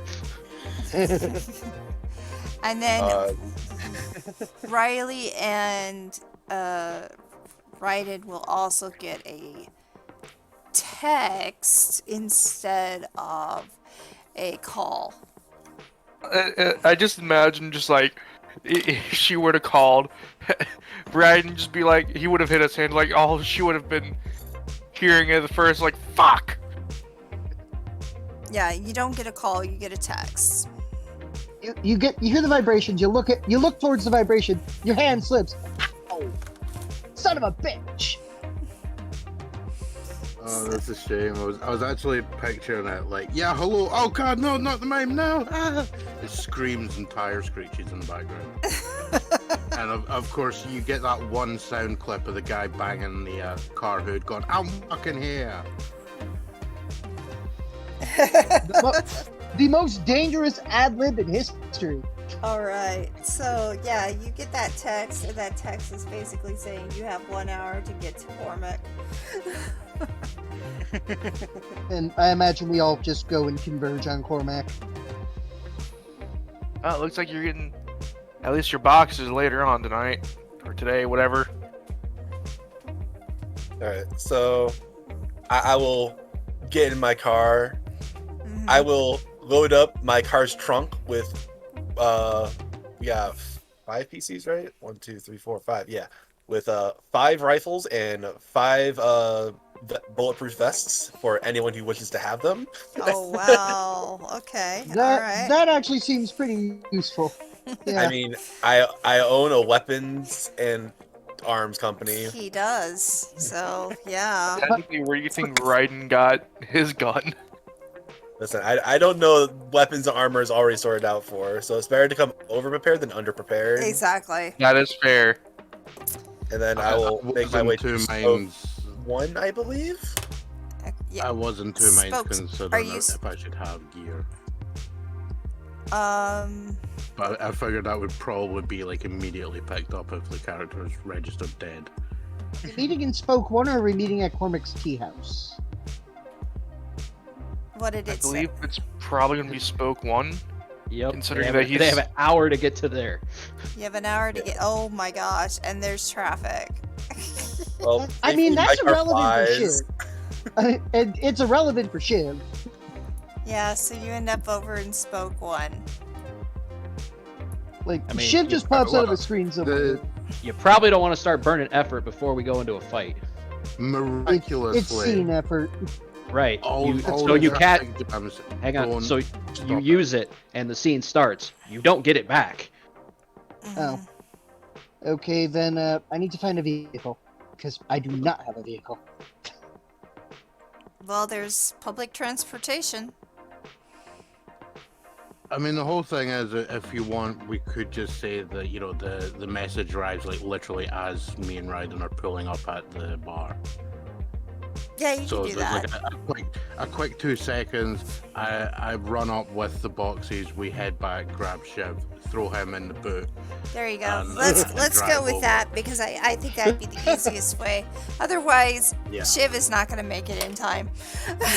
And meanwhile, Yeah. Raiden effectively now becomes the new what was his name? The taxi driving sloth. Oh, he becomes Phil. No. Yeah, it becomes Phil. There's a trail of destruction leading the way there. Jeez. Another car wreck. Oh god. God. No. All right. Go. We're going to wave it. We're going to wave it. I am the nearest geographically, and I'm in a flying car. I get there in like 15 minutes. You're fine. So what's you up? have Pull up no with a problem. burning trail of wreckage behind us, and you're just sitting there on your phone, like, God, what took you guys so long? All right. You guys need to learn to be better drivers. You need to learn to stop screaming so much. You're driving like maniacs. That's the point.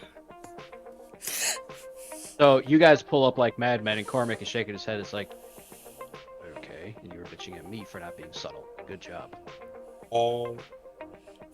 So Ignis pulls up in his car next to wherever Cormac may be, and then he walks behind his car, pops the trunk, and picks up a assault rifle and starts putting on his own ballistic armor. Impressive. Alright. So y'all Or in the trunk if you guys want any. What would ballistic armor fall under in terms of an armor category? Heavy armor. Pick 2 saves, go to -4.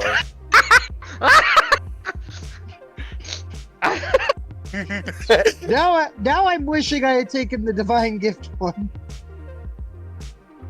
I am doing this more for anonymity's sake. I do not expect basic corpos to be throwing saves at us. Raiden's just being like, Oh. well, hey, Cormac, where's a good spot? Where's a good lookout spot?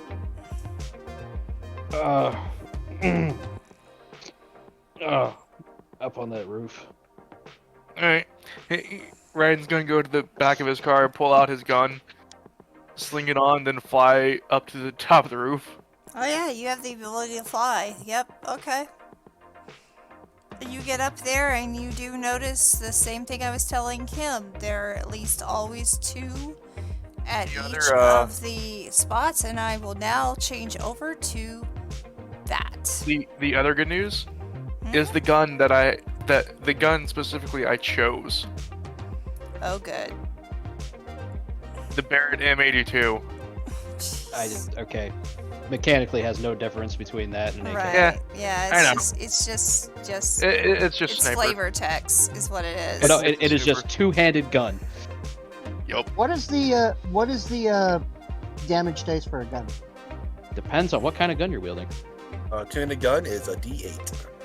And it also depends on what other gifts you have, because some gifts do affect it. Well, this is just base stats of gun. Alright. Yeah.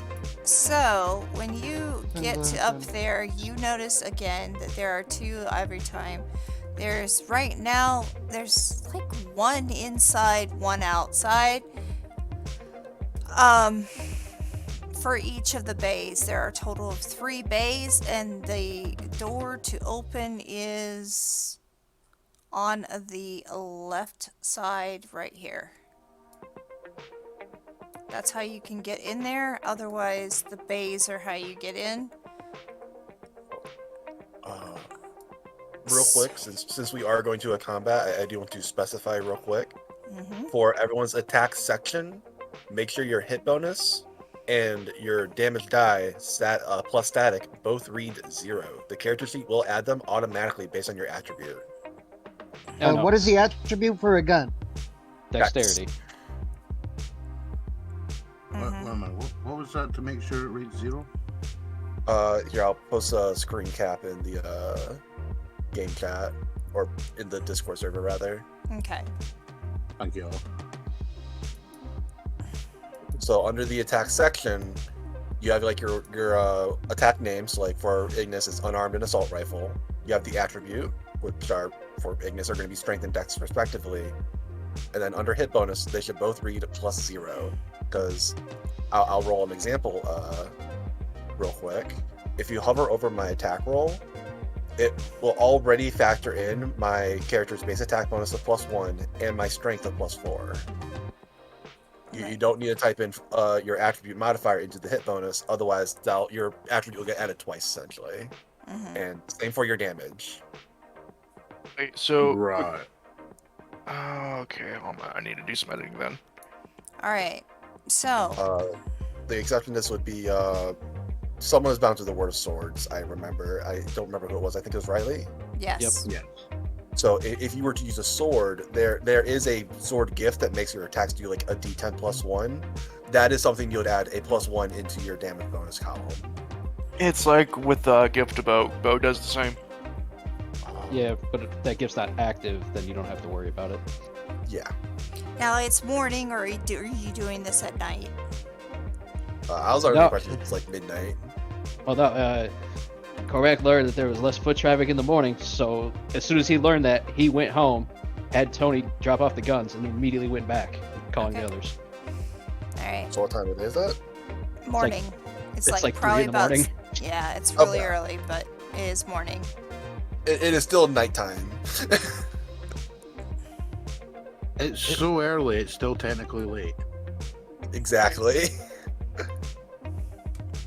Now, I'm just going to quickly double check why exactly I had a +1 and a +3 in those weapons. The saving throws that are brought on by the heavy armor. Do I just put the -4 in the bonus? Because all my saves are pretty even, all things considered. So technically, because it is the armor that I supplied, I would be the one picking the save penalties because all armors have this Actually, I don't know about that. Basically, underneath your armor, there's a section that says save penalties, hardiness, evasion, spirit. Just click 2 of those boxes of your choice. Eh. I personally went with hardiness and spirit because the only saves I imagine mundane enemies will making you make are evasion saves against grenades. That's fair. Those I are was thinking likely the same thing. They're likely the only saves that you'll be forced to make. But that's assuming we're going against mundane enemies. We don't know. That's no idea what's about to happen. But your espionage is happening at some point, I'm sure. So what do you guys do? I mean, now that you're together. As they're all gearing up, Cormac goes over to his bike and pulls out a semi-auto shotgun. Looks at the arbor and says, I haven't used it in the past. I don't think I'm going to start now. Not even against the Prerogative. corporation? I've taken on underworld gangs who've also used guns. That is fair. Briden's gonna set up on the roof and just like, all right, I'm ready when you guys are.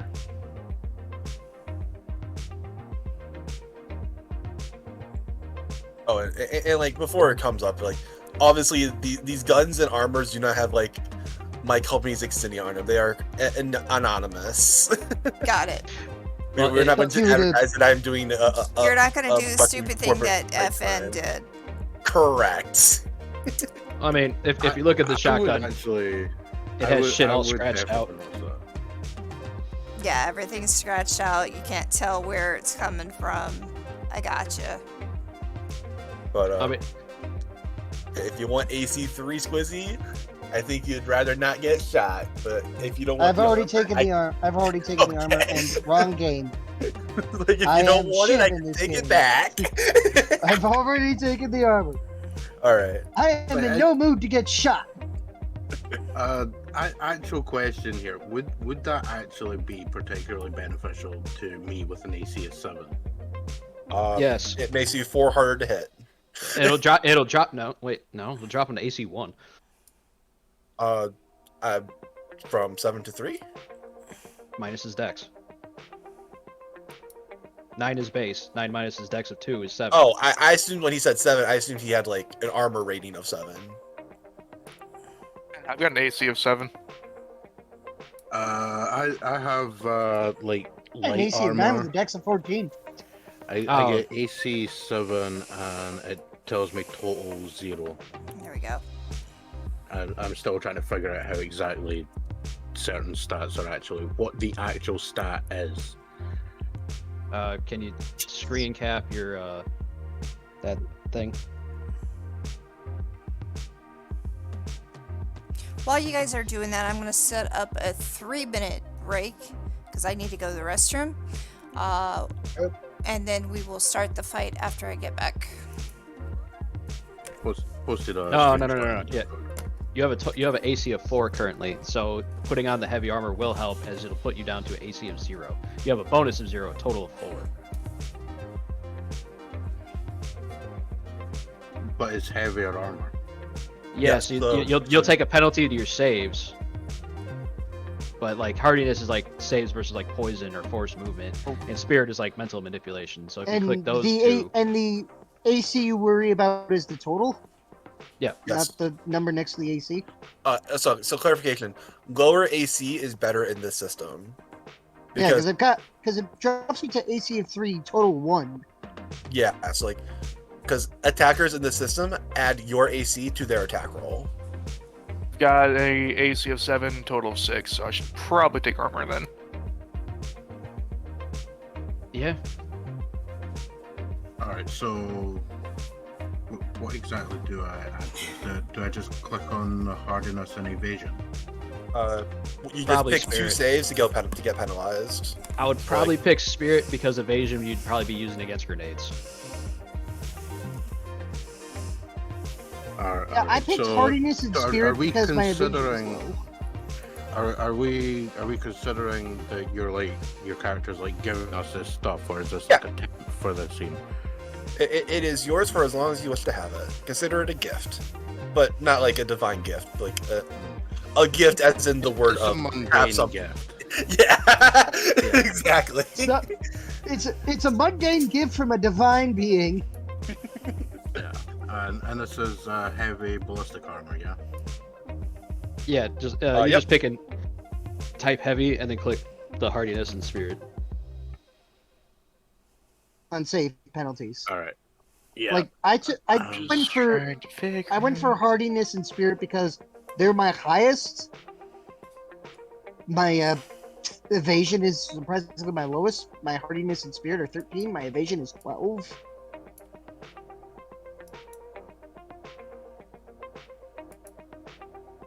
And unfortunately, unlike with Pathfinder, this thing doesn't have mouse over it to see what makes it the stat. It's just always minus your dex. That's it. Fair enough.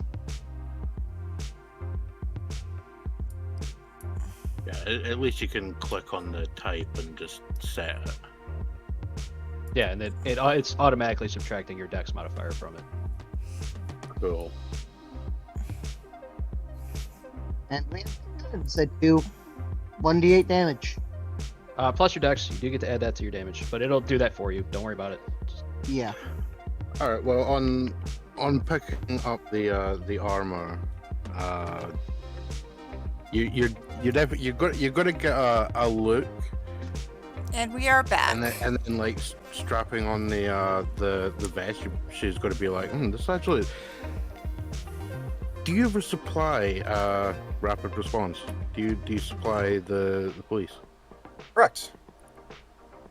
Hmm. Well, I don't, but my brother does. He has. offered these as I would appreciate that. Yeah, because I My- don't know you're actually the CEO. That's bad. No. My brother extends these as a gift for helping me get out, even though it's not really what happened, but a gift's a gift. It's fair. And you never look a gift dragon in the mouth. Would that actually be a phrase? It would. Well, you think of you never look a gift horse in the mouth. It's like, good. I don't know if anyone was getting dragons as a gift back in the day, but Well, dragons, humans- dragoons, they would definitely have that type of a phrase. Yeah. Never look yeah. It's kind of one of those unspoken rules for Opus altogether that you do not reject a gift more than 3 times. So if you tell somebody no 3 times and they still insist, take it anyway, even if it's unnecessary to you or a white elephant. Because it is considered a big insult to do otherwise.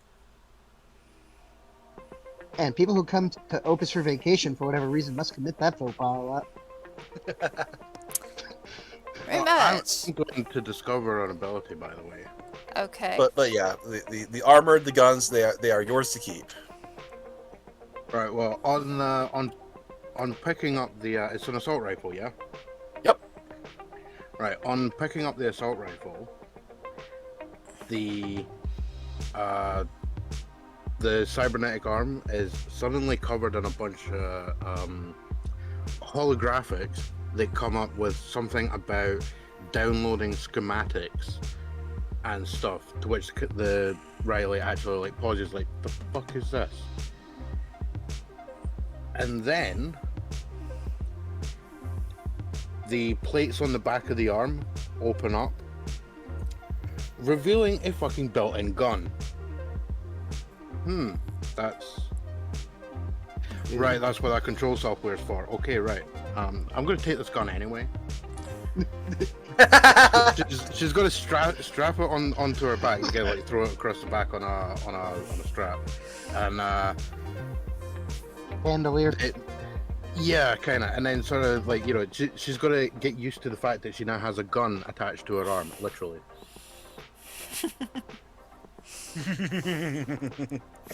Well done in figuring out where that gift comes in play.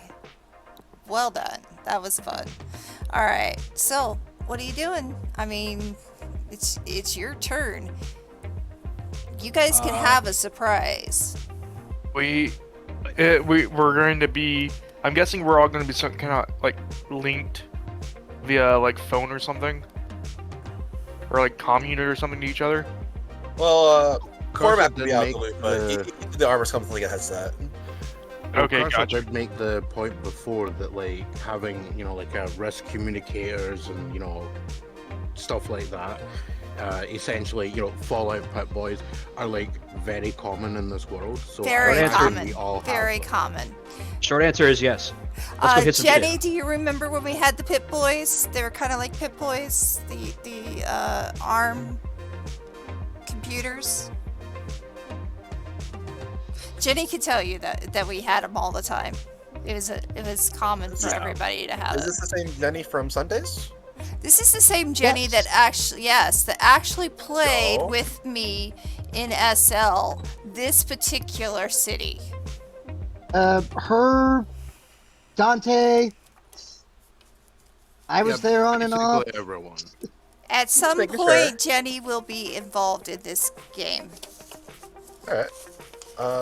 Where are we entering onto this map, you said? You said we're picking one of the bay areas? You could either pick a bay or you could pick over here where the door actually to come in as a servant.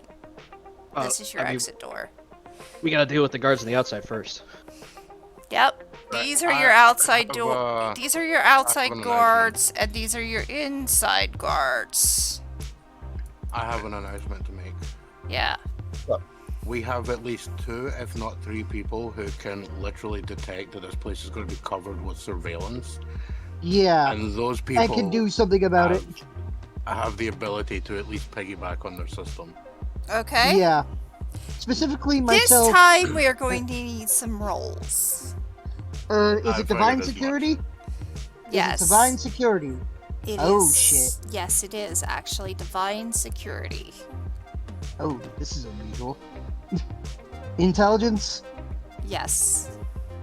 Do we have an assist rule on this? No. No. Okay. Alright, fair enough. I just wanted to make sure. Any modifiers?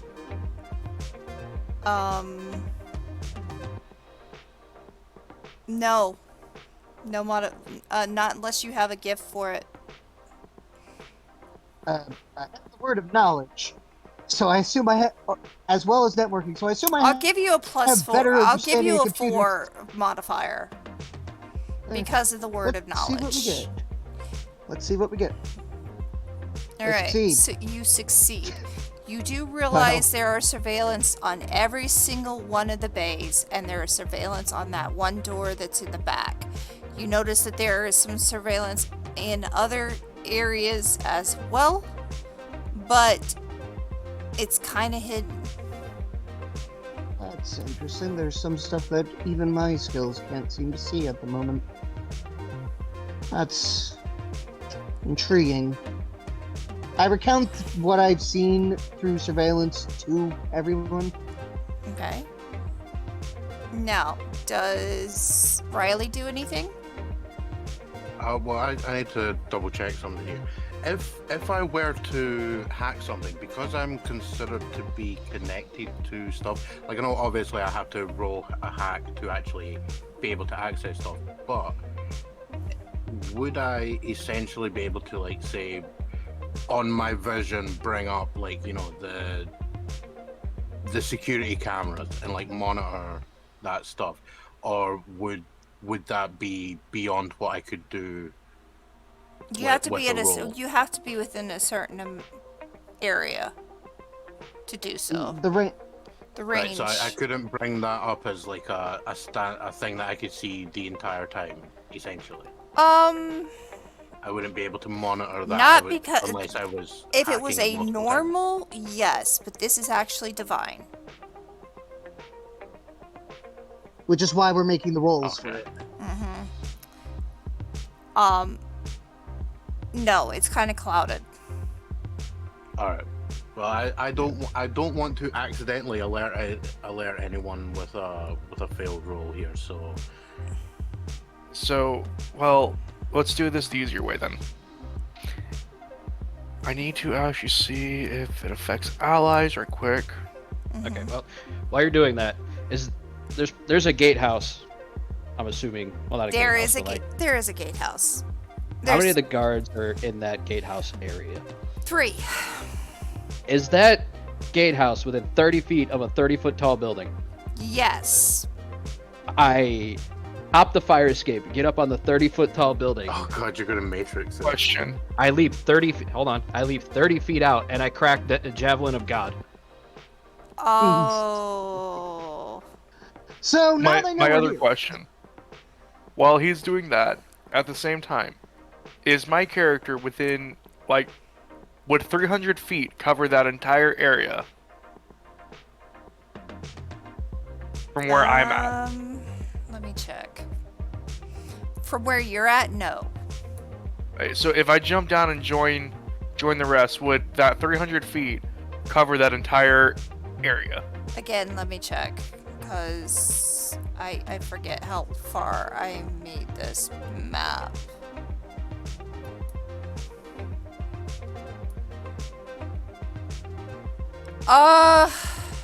Not the entire area, definitely not. Well, it would at least block the guards from seeing anything. You,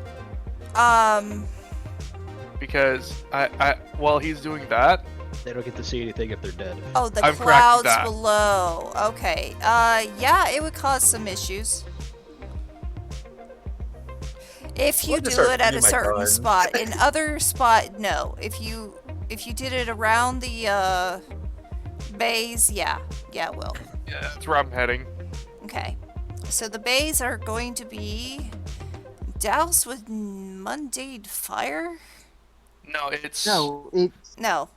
it basically I can see through it. The rest of the guys can see through it, but the enemies cannot see through it.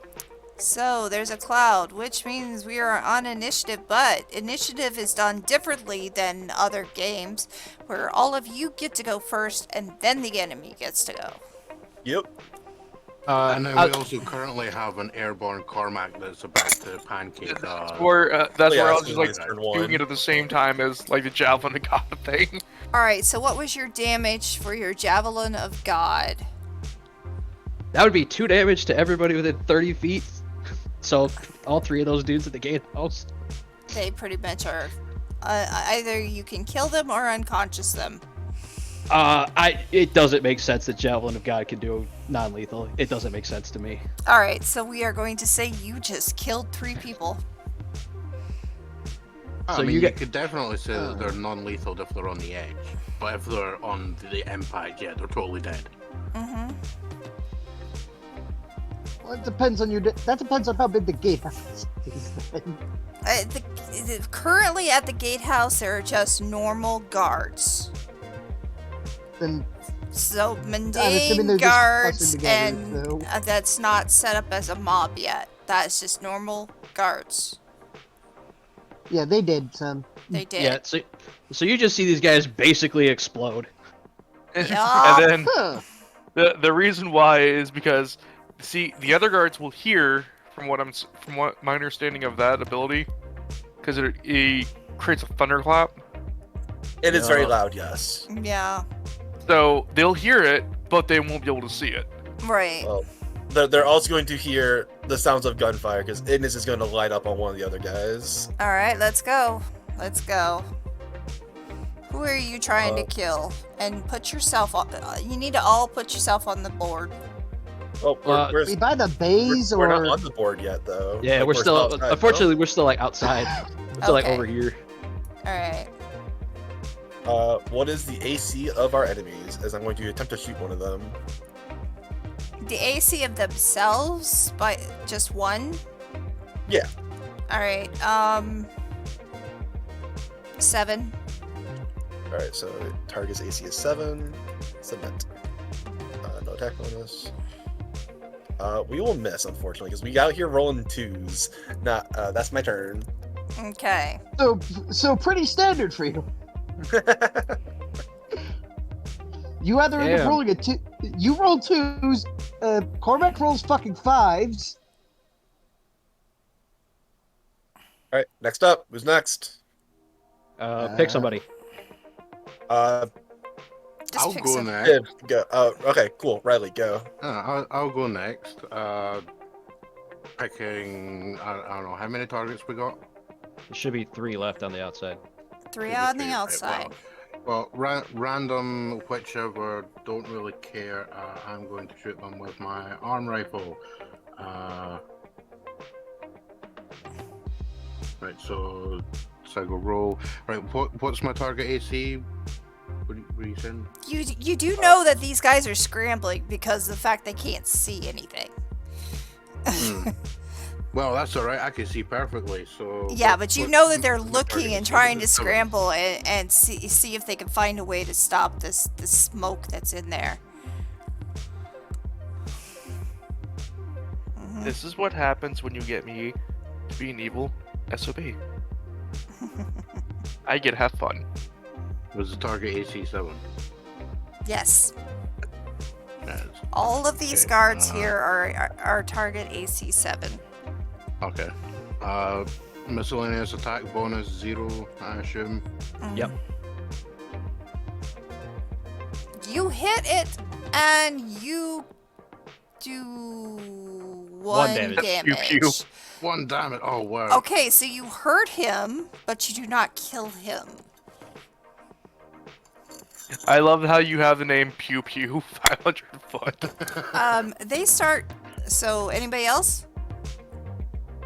Well, Shiv is the only one that hasn't gone yet. Once I'm done dying. Yeah, I'll He's not fire dead. at one. He's not dead. So. No, I'm No, dying. he said after. he was dying. Oh, he's dying. He was laughing. Okay. You just have the. He literally, because literally his range is pew pew 500 feet. Yep. Yeah. Pew Pew go 5.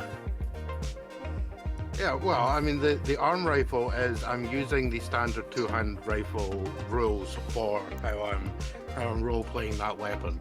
Yep. So that's the range. I hit and also do 1 damage. I'm assuming the range on the rifle is not 30 feet. though. Okay, who did It's you not, it's a hit? lot longer. Which one? Left to right or right to left? Which way are you guys going? Because it's kind of important. You're still outside. Yes, I but there would are 3. assume- Are you going left Yeah, to right I'm or right to left? I'm trying to finish off the guy that just got shot and. Okay, he's survived. gone. He's gone. Yay. We go right to left like it's a manga. It's a manga. All right, right to left. All right, so he's dead. I think Raiden's last then, right? Crack the that sky ability. Yeah, I Clouds think we were just treating our turns The as clouds below. Okay. Clouds below and Javelin of God, so it should be enemy's turn. It All right, is. so 2 enemies remain, I believe. 2 enemies outside remain. Yep. Okay. And I just have to remove this guy. Why? Alright, there we go. Delete. Okay, cool. So now they're going to be trying to shoot, but you guys have pretty much cover, which sucks. Yeah, And you're very welcome. low AC. I'm, And very low AC now. I'm very low AC, so... Cormac. Dun, dun, dun. I mean, by clouds below, they actually can't see more than 5 feet. We don't have cover. Oh, we have true. They just can't see us. But they're going to try to shoot anyway, because They're firing shoot- blind. they're Let's go. Yeah. firing blind. So unless I hit, you guys win this pretty much this round. Yeah, you're welcome. They're gonna be firing blind. So I'm gonna do a 1d100, and if I get a 10%, they actually hit, and then I'll do the damage. So we'll see how See what that you get. goes. I'm gonna do 3d100, so there we go. Or no, it's 2d100. So none of them hit. It don't matter. I didn't get a 10%. So I say, except you're welcome. they cannot see. Now they're going to try to open the doors next turn and try to get the hell out. Okay. Hey, so Cormac. Remember you're up? I can be. So he's gonna rush up to another one of the guys that's on the outside, and we're just gonna attempt to shotgun the dude in the chest. Oh my god. Okay. You're gonna point blank. Yeah. Wow. Why would you not point blank when you got a shotgun? Do it. Yeah, what? Yeah, do it. I mean, seriously. The bodies are hitting the floor. Well, he didn't die. Well, he's got armor. Wait, I have to ask quick. What is the difference between straight damage and normal damage? Straight damage. So when you make a normal attack on somebody, you compare the damage you roll to a chart. Like I got a 5, so on the chart it does 1 damage. If you get a 1 or less, then you do no damage. 2 to 5 is 1. 6 to 9 is 2, 10 plus is 4. Straight damage is you get whatever the fuck you rolled on. They take whatever the hell you rolled on the damage. That is really hard to get. Yep. So, Okay. He's hurt. Let's continue on. I mean, he's got body armor. This makes sense. Uh-huh. Ignis blasts the same dude, or tries to rather. Okay. Alright, AC 7. You hit and kill. Ryan's gonna. Ignis will use his reflexive move to move towards the warehouse. Raiden is going to fire and take aim. And then That fire. order? Well, no, not in that order. But It's he's gonna take aim a and joke. fire. It- I know. His joke. Target AC is 7, right? Yes. Okay. No Unfortunately, these attack guys bonus. are. Oh, you hit. So you definitely hit and kill. Alright, so... Should leave one guy left, I believe. Yep, one guy left. No, because I did 1 damage to him. Ignis finished him off. You half killed another. Yeah, and we've got one left. Mm-hmm. Who's half dead. Right. So you could very well end the well, outside yeah, combat. I'm gonna pop that dude. Alright, pop him. Fire the arm, pew pew. Yep. I'm actually. Oh, you planning to missed. change that. Ouch. This is what happens when you don't decide to use a specific ability because you might need it later. Mm-hmm. I mean, you also rolled a 1, so you're gonna miss no matter what. Yeah, you Unless you had an auto hit. Yeah, I there's... actually do have an auto hit ability, but I don't want to use it right this second. Okay. So he's still alive. Anybody else gonna hit, or am I gonna go Although- after? Although, real quick, if I was to use targeting solution, which goes after, it allows auto hit on lesser foes. It doesn't qualify to these guys. Would Nope. these not consider lesser? No. No. Ah, They have 2 hit dice, Lame. makes them worthy foe. no. Well, I'm going to try and shoot at the remaining guy because I haven't gone again. Okay, then you go. And then mine goes. Uh, And mine failed anyway.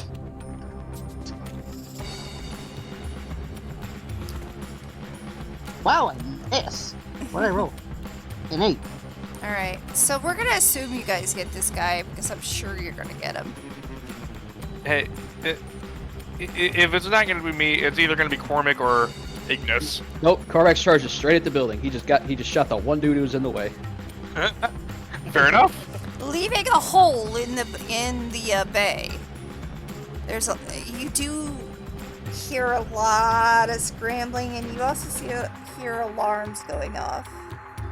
Did they open the building? He was about to. The And funnier thing since is, you guys missed, he did open the door. All right, then I'm gonna run straight into the building. We're going right down the center. We're going into Bay 2 and shooting the first dude I see. All right. I suppose the rest of us are following. Which is this dude right here. He's getting splattered. Yup. Are these guys the same as the ones outside? Yes.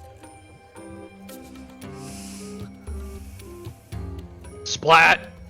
There's nothing left of this man. This man is gone. holy shit. I love that. How is normal damage calculated?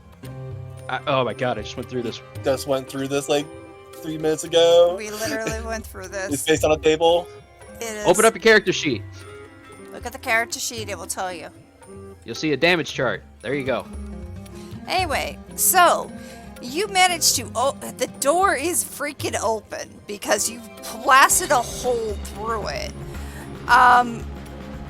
As you go inside, you kill the main guy. There is scrambling going on, and there is a mob.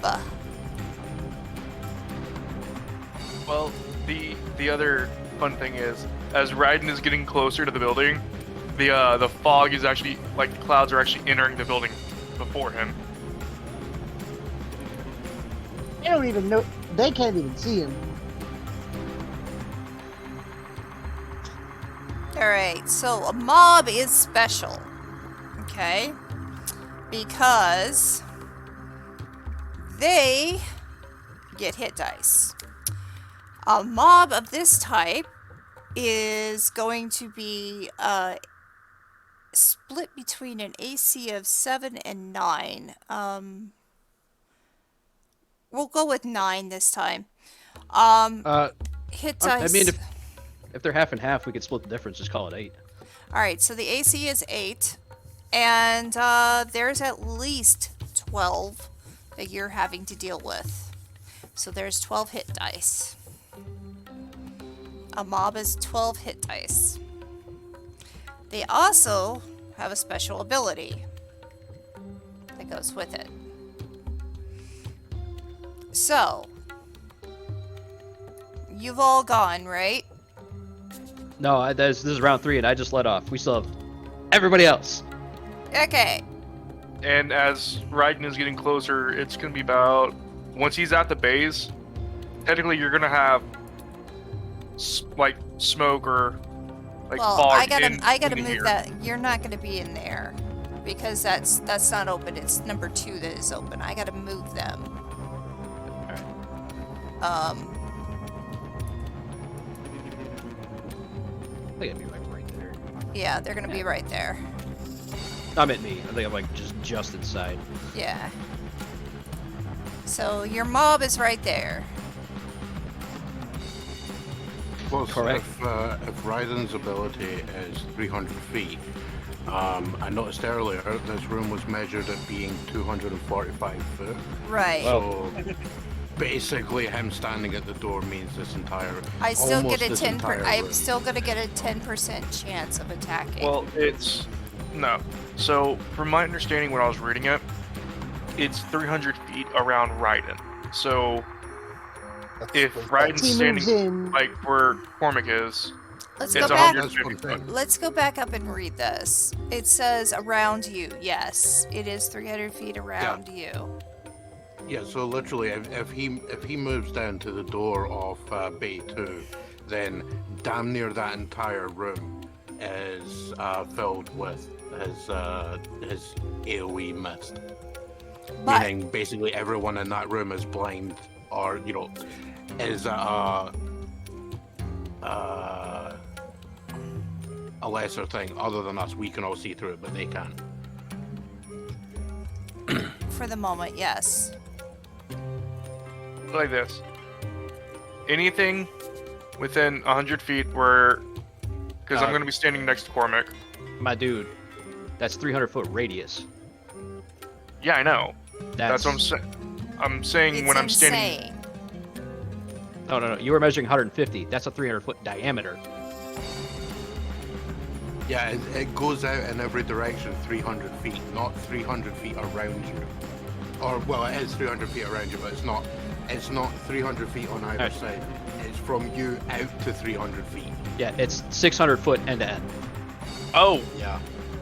Yeah, it's Okay, I actually, wasn't- okay. It's actually double the size that you've been basing that on. okay. So in short, while you've been outside, nobody for like the next block could see. Well, that explains the car wreck.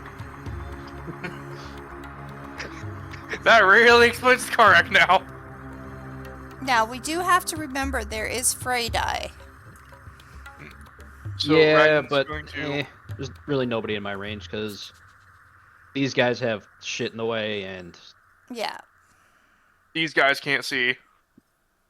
I forgot it last turn, and that's on me. Okay. And Well, so I mean, Raiden Oh, is we're gonna get to going learn that guy Frey with die bow fun. gauge. Mm-hmm. This is Frey die Raiden time. is going to get up and then stand slightly behind Cormac. Okay.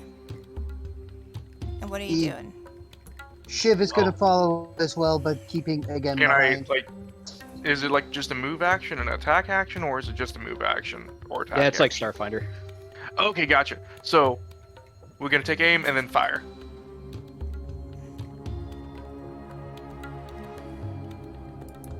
Okay. And then you said something about a fray dice, Yeah. or it does not affect me right now. It depends how Karsa wants to rule Frey Dice, because nowhere in there does it say you use Frey Dice in your attack range, but it also never lists how close somebody has to be to do that. Part 2, none of these guys are lesser foes, so we actually can't use them on it can't use it on them anyway. At this point in time, you are working with worthy foes. Well, and technically, then there's I- me. But technically, I didn't forget. Yeah. Technically, you did. Okay, so we're gonna fire. Target AC is 8, if I recall correctly. Yes. Oh, I miss. Okay. Next. I think that's just me left, right? Yeah, and then it will be their turn. Alright, so I will also walk into the warehouse. And then I'll also open fire on the mob. Target AC is 8. Mm-hmm. We will miss, unfortunately. Now we have 12 people in this mob. Yep. That does not mean 12. That does not mean 12 attacks, though. No, I'm trying to figure out how this is done. They just Alright. attack everything within their range. Yeah, so with mobs, they basically have to run at us, and anybody that's within their attack range, they can hit. Well, if they have guns, then yeah, as long as we're all They have guns. yeah, they can hit all 4 of us. They just make one attack, and it's compared against the Okay. AC of it. Ooh, So- God, that's gonna get annoying. It is going to get annoying, so I'm going to do... This is what I'm going to do. Is I'm going to still do that DC 100. Because of Raiden. I burn it. If you want, you could probably upgrade it because there's 12 of them firing in a distinct area. Yeah. I'll how about I make it 50-50 this time? You may want to move the street field for a little bit. Yeah, I will. There's like 12 people all firing down one range. Wait a minute, I should do this like 3D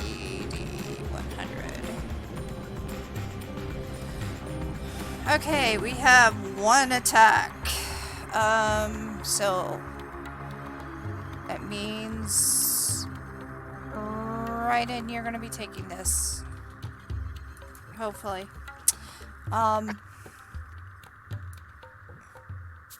Right. AC is 3, or do you need the total? I need the total. 2. 2.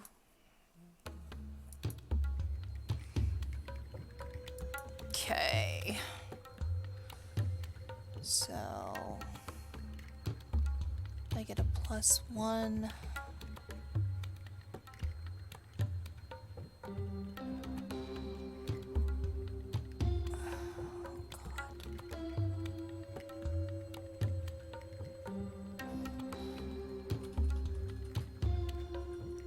So I have 20 minus your 2. So I need an 18. Then minus there to hit, whatever it happens to be. So I need a 17. Yep. No concealment.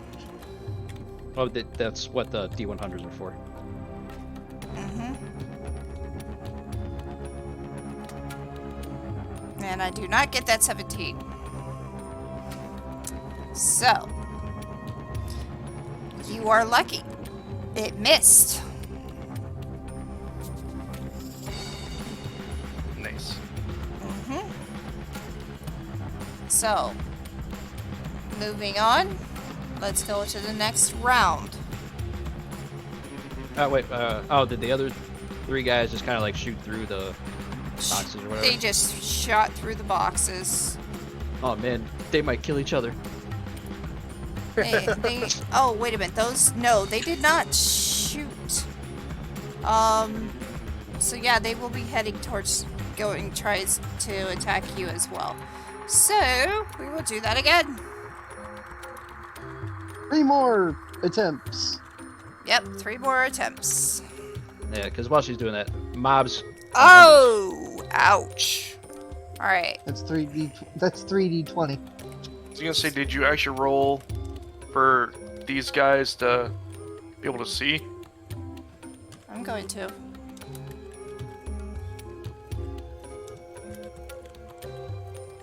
Regardless, 1 did attack.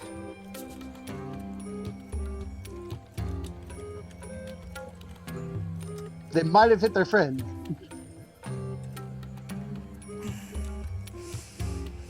Alright. 1 hit. And it would be Ignis, because you're the closest. Huh? Alright.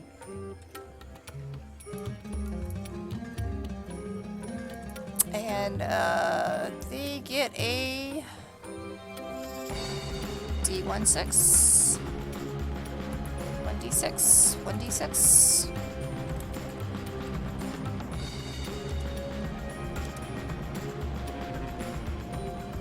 Alright, I will take 1 damage. Yep. Oh no! Okay. Now we've All right. gone through it all. I request to go first this round. Fine. I went first last 2. 3. Go for it. Alright. I go over here. I topple whatever this structure is on top of these 2 guys Oh! Alright, strength roll. as Ignis walks over and just fucking kicks it down and it falls over onto them. Okay, I need a strength roll because these things are very heavy. We succeed. You do realize that these things seem to be heavy enough to hold a person. Yeah, Cormac didn't tell you guys that. Interesting. Are they also strong enough to crush a person? I mean, if they have the weight of a person. Yes, they are enough to actually crush a person. So you are managed. I'm going to do a reflex on them. I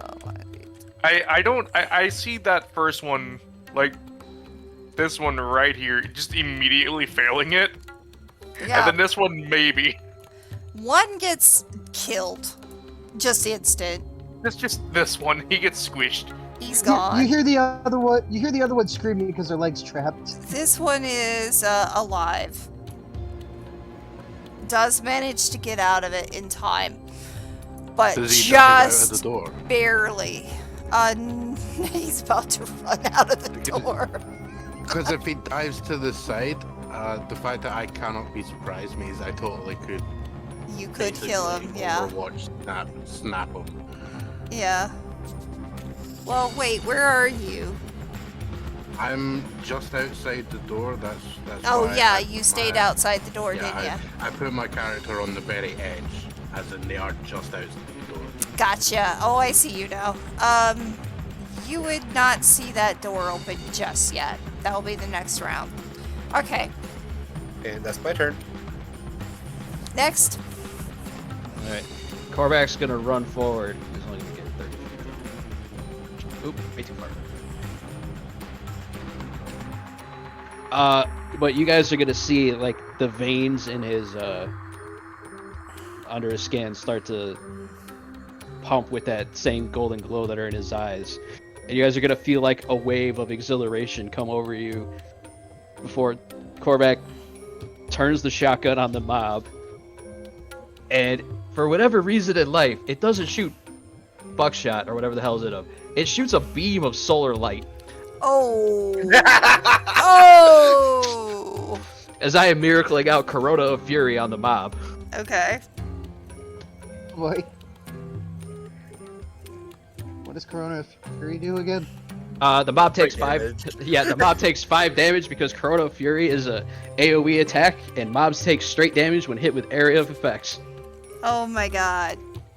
Well, it doesn't kill them, but that does hurt. Yeah, I didn't think it would. That And then you guys could just hear Korvax like cackling over the sound of the gun. This is. Oh god, You know, I really think this is gonna be fun. oh great! I didn't know we had Caleb joining us. Oh. You should have had his eyes glowing red. Oh, we're not there yet. He's not angry. Dressed up as- oh, are you going to pull out the old West gunslinger and start quoting movie lines? I hope not. I might. We'll see. Yeah, then I'm definitely going to start calling you Caleb. Yeah, I pointed them up. You're gonna need a bigger boat.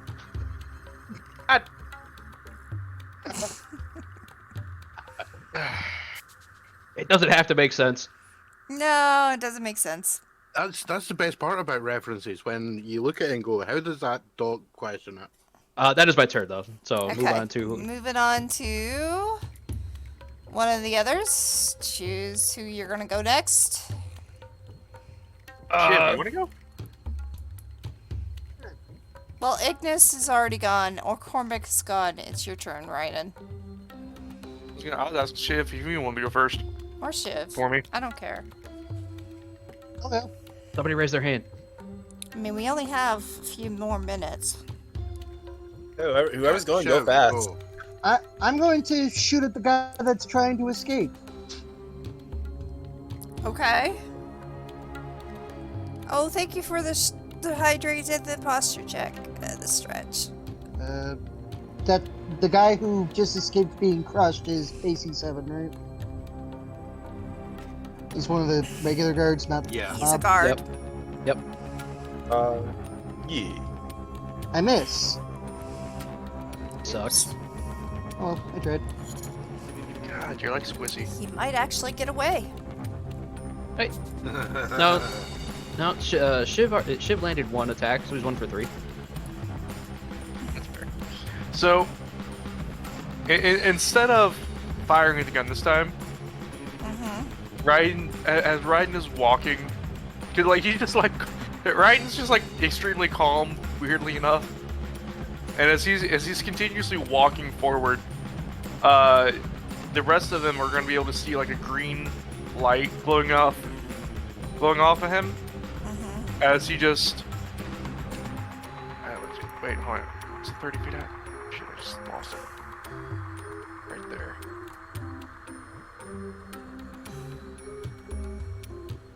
And Raiden's gonna hold out his hand. And then, just out of his hand, fires a bolt of force. Okay. Because... that ability.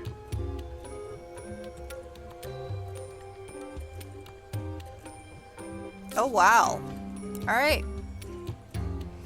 I'm just gonna roll the gun though. Yeah, go for it. 1d10 damage. mean, it's still plus his dex. It's basically just kicks him up from a D8 to a D10. Mm-hmm. Oh, I miss. How did you miss that? I have no Wow. idea.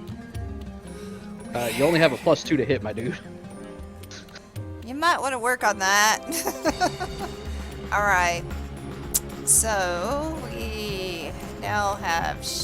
Okay, Shiv is already gone. Raiden is gone. It's just Riley. It's Riley. me. Right. Well, outside of the room, can I see that guy? And Yes, because go he over is there? opening the door. Right. Well. Right. I'm gonna say I'm sort of like taking cover at the edge of the Bay 2 entrance. Mm-hmm. And where's my pew? I'm gonna notice that guy, and AC 7, no thing there. Does die? No, you missed, unfortunately. You missed. Oh god damn it! Alright. He runs. So we all have very low dex. He is outside and he is trying to run. That's his move. He just barely missed. I've got a 14 in dexterity. Can you all just roll higher than a 10, please? I'm I've got an 18. Yeah, but you also rolled a 7, unfortunately. Yeah. That's what I was saying. Can y'all roll higher than a 10? Actually, can y'all roll higher than a 9? I am trying. to. I rolled a Alright. 3. It's just that I rolled strength, so I succeeded anyway. So, we still have one guard left, and we have the mob. I mean, is that guard gonna stick around though? No, he's gonna run. The mob, however, is not going to. But this is a perfect time to introduce morale checks. Yes, it is. So, while Karsa's rolling up the morale check, what a morale check is for enemies is they have a morale rating between 2 and 12. And in order for them to not flee when a morale check is called, or when the DM decides a morale check is called for them, they have to roll above, or no, they have to roll equal to or lower than that number to stay on the field. So, we are going guys- to roll for that. Given these guys are soldiers, they're probably sitting at 7 or 8. Yeah. At 8. Because most common people on the street sit at about a 4. Where we all are considered, if something comes up where we have to roll it, Well, this is for a him. 12. And he got a 10, so he will flee. It's 2d6. Oh, it's 2d6. Yeah. Okay, he's fine. He stays. He Yep, stays. He stays. And then we have the mob. I mean, you can have him take his turn now too. Yeah. He will attack. I will have to step away for a few minutes to get groceries. He will attack Riley. Oh no! So I need a 17 probably. Yeah. I do not get it. Yeah, he has to move. Come on, move. You might. I Are you on gotta the step measuring away tool? for a bit. I'll be back. Because we've made that mistake like 6 times tonight, that we were on the measuring tool instead of the arrow. Yeah. I was. I'm good now. Pretty common mistake. Yeah. Alright, so now it's the mob's turn. Shit, Again. I made it like twice tonight already, or today. 4D100 first. Okay. So we have one who actually sees there's one that's totally blind. One group that's totally blind. I think they're going to try to run from that. So I'm going to do a morale check.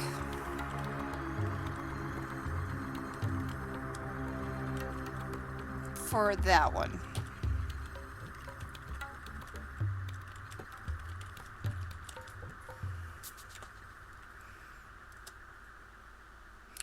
they will flee. So, we are going to be only doing rolls for 3.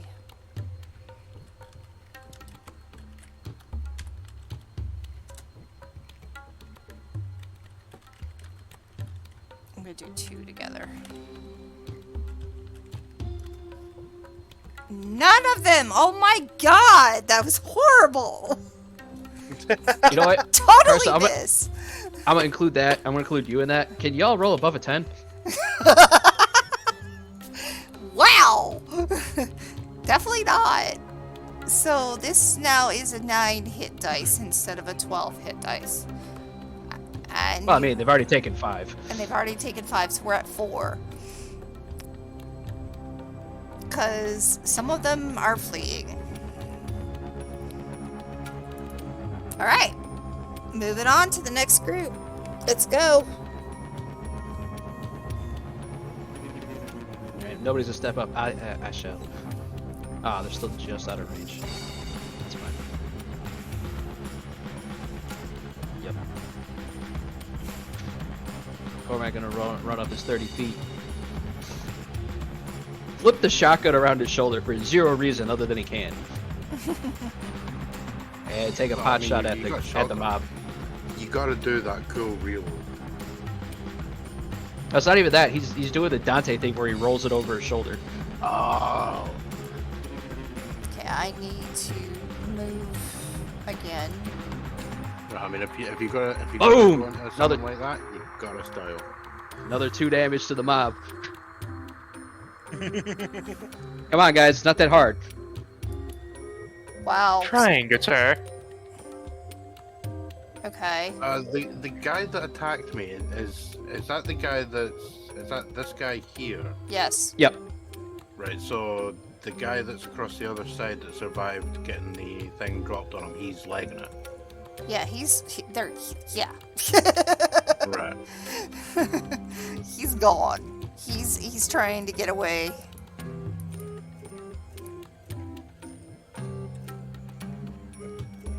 All right. I'm going to move up and then shoot my shot. Mhm.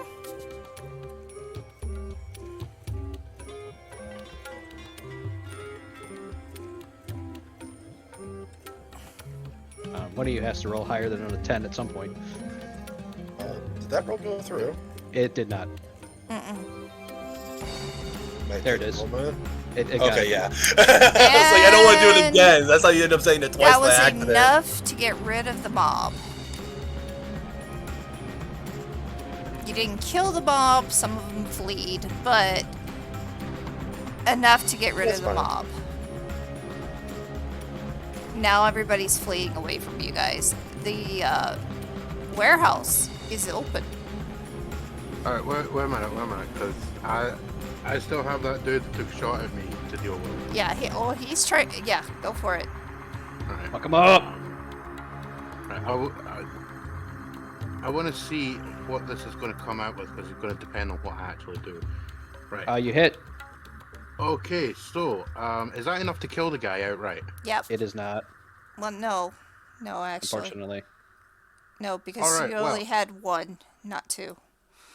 Okay, right. So on dodging his attack, essentially, like I assume he pops around the corner, takes a shot, and I like expertly move out the way on reaction.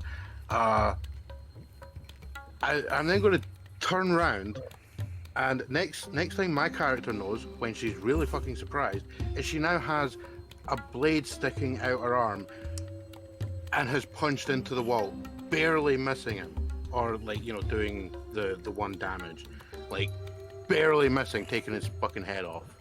Oh my god. So you I just looks all at of a her, I'm sudden like, just that's also new. that is new. Yeah. So I mean, if you want to roll a morale check on that guy having the absolute shit scared out of him by a nano blade. well, yeah, it's gonna happen. If he survives the next setup. All right, where are we at now? Well, if that dude's running, then I think that'd be the end of combat. Okay. Combat has ended. He does that. Basically, that will definitely just send him going. And we are back to calling it there. All right. So.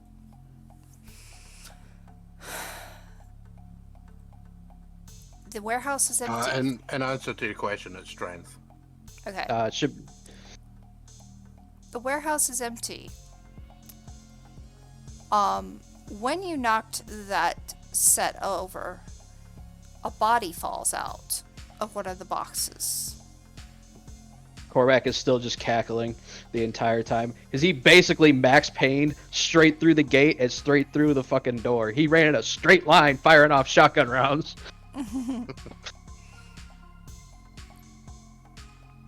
And he's the only one that didn't take any armor and took no damage. So, Ignis, you see a gray body, and I do mean a gray body, fall out of those boxes. The ones I toppled over? Yep. I'll go investigate it. Is it one of the things from the lab? No.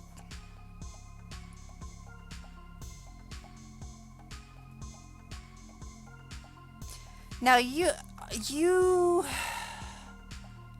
give me an intelligence roll, because you might have seen one of these before, you might not have. Is this an intelligence roll that any of my facts would apply to? It's your facts again. Do you want me to read them, or you just want to... Yeah, read them real quick. All right. A millennium-year-old red dragon, feigned as a human in Opus. A corporate representative within Opus's government body. And CEO and owner of Ignan Industries, an arms manufacturer on Opus. I don't think you would have actually... any of those would match. Unfortunately, we failed. Alright, you've never seen this type of body before. The nose itself is kind of like a smug, almost a pig-like nose. The skin is kind of melty, kind of very smooth with no looks. And the body itself is extremely gray with no hair. It is dead, though, right? It is dead. Okay. I will take a picture of it for later examination. Mm-hmm. It's a little peculiarity.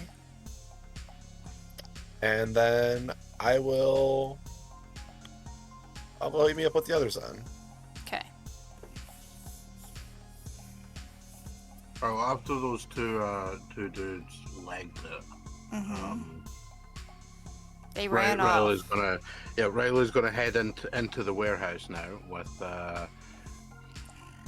cybernetic robo noises coming from the arm as it retracts the blade and pops the gun back in.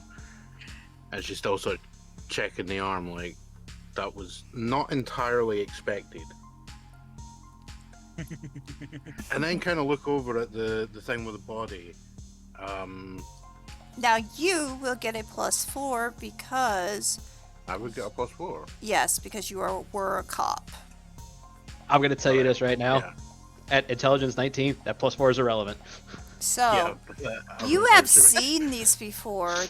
They're part of a situation where the underground would be involved. These are considered clones, bodies. They're called thralls. I knew it. I was honestly thinking, should I ask you, is this a part-way grown clone? Yes. I knew it. Right, yeah, so after making sure like the arm's not going to suddenly pop out a minigun and blow someone away randomly, she'll walk over to where the thing's knocked down and hop up on the actual structure itself and have a look at the box. Now, you've known of clones before. You've actually seen them before. And you know, often when you find a clone, a part of their body is taken off and something's a cyber part is in place. Normally.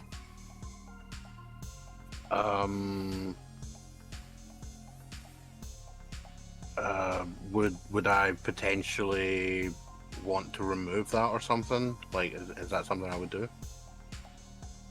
I don't know. Would you do it? If you knew that there was parts of bodies being taken and put something in place of it? Do you mean sort of like growing replacement organs, for instance? That's exactly what they're doing. Right. Okay.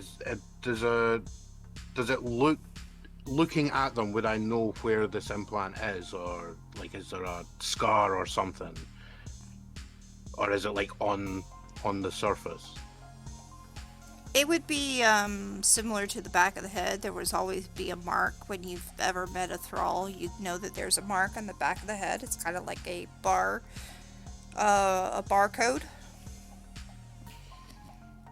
Right, kind of like how I literally have my character having a tattoo on their eyebrow that's their ID. And we're basically talking about human trafficking.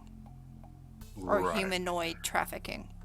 You've had to deal with this as a cop before. Okay. Right. In that case, I will give the body a once over discovering this mark, and I'll take a picture. So we've got that. Would it be considered that I could check, I'm back. like do a check or something on that myself right now, or would that be outside my personal capacity? What are we trying to do? What are you trying to do?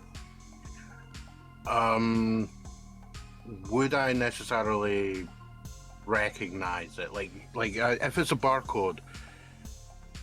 You would know that barcode is often used in humanoid trafficking. Right. So it definitely so basically You've I had can't you've read had it, to but deal I with this. recognize it. You've had to deal with this before as a Right. cop. Okay. So it's, now there's proof that FN is doing it? Right. Basically, what I'm asking is, you know how like phones have like QR scanners and stuff. Mhm. Would we have that capability for barcode? You could have you could, because it would make sense for your ARM computer to have something like that. All right. Well, I'll do a scan of it. You want a roll for anything? Yeah. Trying to think of what I would want. I'd probably wisdom. Yeah, wisdom. Wisdom, the one that I have Jack for. Apparently succeed. You apparently succeed, and you know that this is actually gives you a name of who this person was. Oh, sweet. Oh. Well, I Luckily- assume you don't have that on hand. You'll make that up later. Yeah, I'll make that up later. All right. Yeah. So okay, I'll take that. I'll do that scan and be like, I've got the file. So and then I'll call over that. Yeah, this is some kind of trafficking thing, and this is what's Ignis' character name? Is it actually just Ignis? The character has introduced himself as Ignis, yeah. It's his last name, though. I don't think anyone's asked for his first name yet. All right. So, in quotation marks, Ignis, would your brother's company not deal with cloning? No. Not that I know of. I'm No. He deals with weapons and armor, and sometimes combat vehicles. gonna cut it real fast. When you say human trafficking, all of you feel like a heat of anger as Cormac stops cackling almost immediately. But, I'll hold back. Like, I didn't know what that body was. I took a picture of it. I was planning on showing it to him, see if he knew anything about it, because I've never seen anything like that before. Yeah, that might be good. I've had experience with stuff like this. This is clearly cloning, probably organ trafficking, and body trafficking by the slave looks of it. bodies and all that kind of stuff. And if I had to take a guess, I would say not particularly legal. Yeah, I was going to say that. It is on the gray area of being legal or non-legal. If they are already dead and they're just using the organs, it's legal. If the person is alive and they've taken the organ from them, it's illegal. So it's on the edge.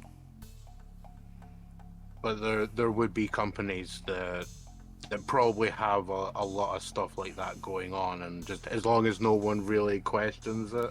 A lot of hospitals would use this type of thing. Yeah. That would explain why they didn't want Wetwire to succeed. If that succeeded, they'd be out of business. I mean, it's definitely not their entire business. It's part of their business for sure, but...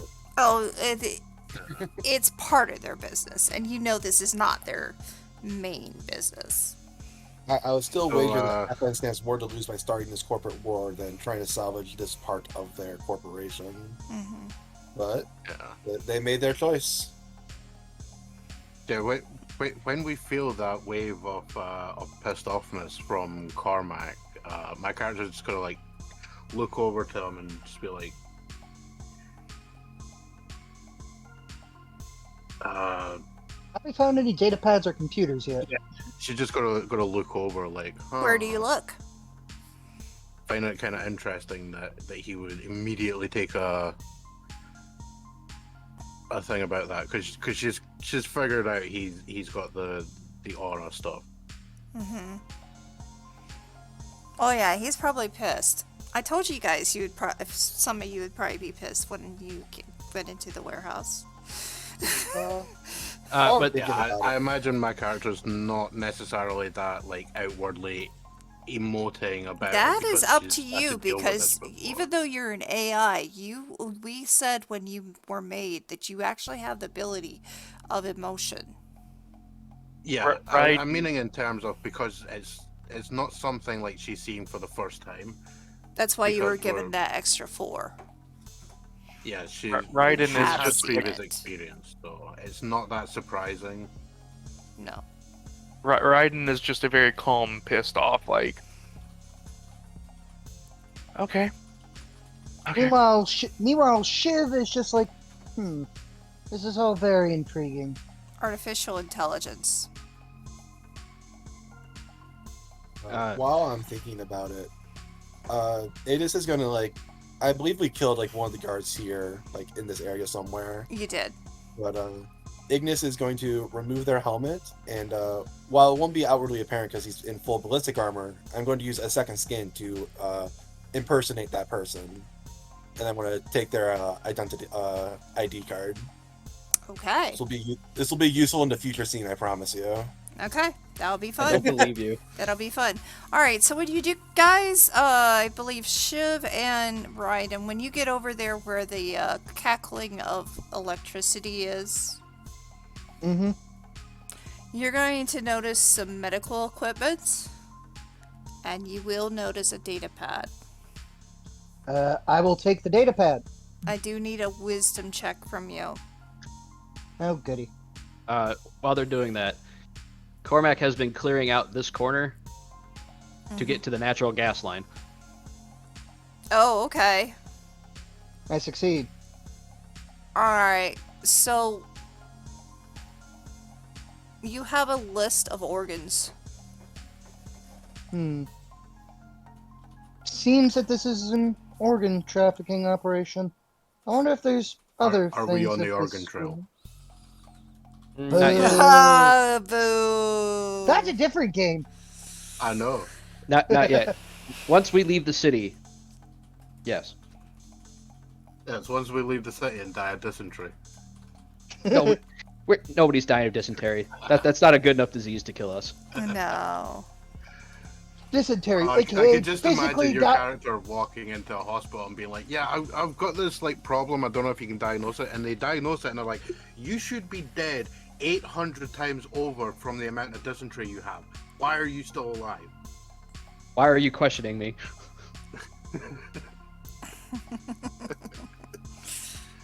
Oh, Fix it. hubby is having fun with you guys. So, yeah, you end up getting to the gas line. Are you? What are you doing? Where is Cormac on the map? Oh, he's ahead of us. I Yeah. find one of the valves and I start beating on it with the gun. Oh my That god. seems safe. Do you You really should- want to blow this place to Kingdom Come? You should probably leave. That was That definitely his seems- intent from the get-go. Well, he didn't know I was here. That doesn't mean shit. I am curious. You should- This was just a warehouse, right? Yes. Yes. Okay. Nothing else but a warehouse. It's a warehouse full of organs and bodies. It's just this one room. Yeah, there's Yeah. not like extra facility or No, anything that we no. would have seen from outside. But there was extra layers of security here that I'm curious about. I wonder if I could access any of that through this tablet. Probably. You can try.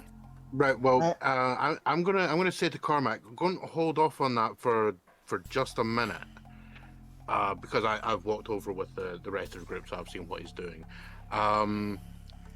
Can I argue a plus to look around for? Do I see anything that makes me think secret entrance to underground secret base? You know what really helps with that? Destroying the building. Well, Can I still yes and no. can I still argue the same +4 for hacking? Yes. Right. Would that? I that take somehow an managed to intelligence check fail. for me? That's because this is, I told you, Oh, I rolled a one. divine. Yes, I rolled divine a level one. security. It's I rolled a divine one. Well, that's security. because divine level security is really OP.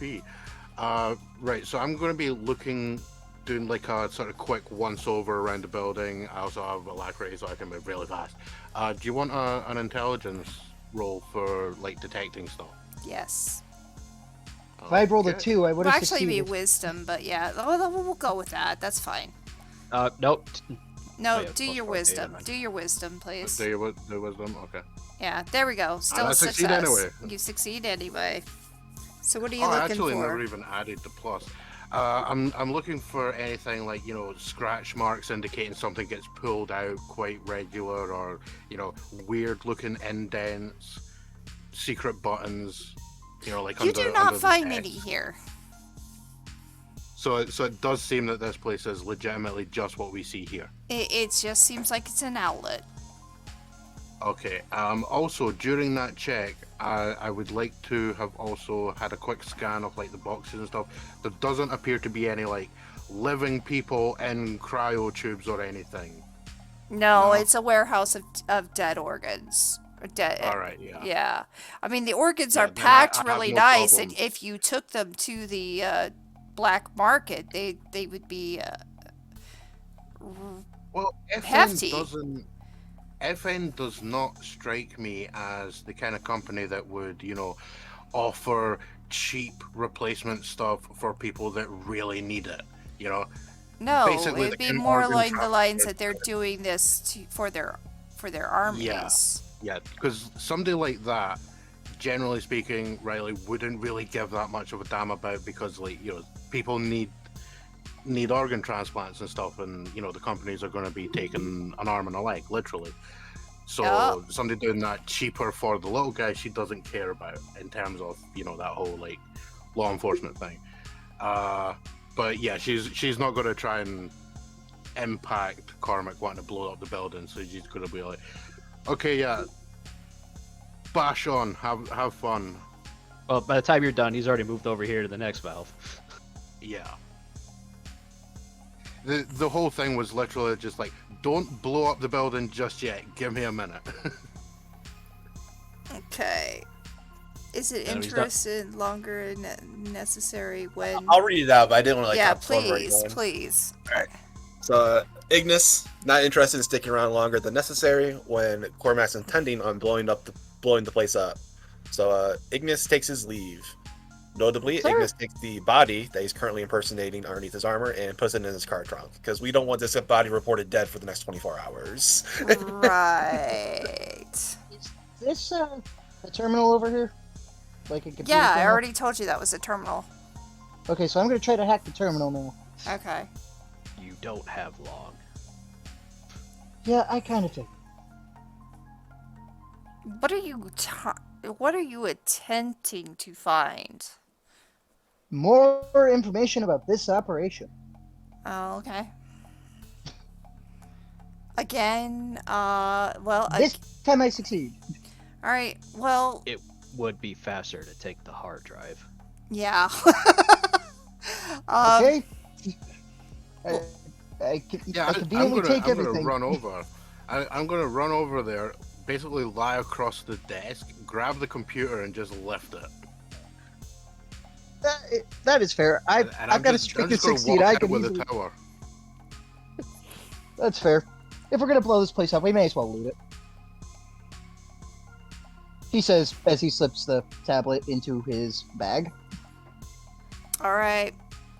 You have now, because you've been in here for some time, and you were only given 10 minutes from Ignis's way of 10 minutes if something was going on.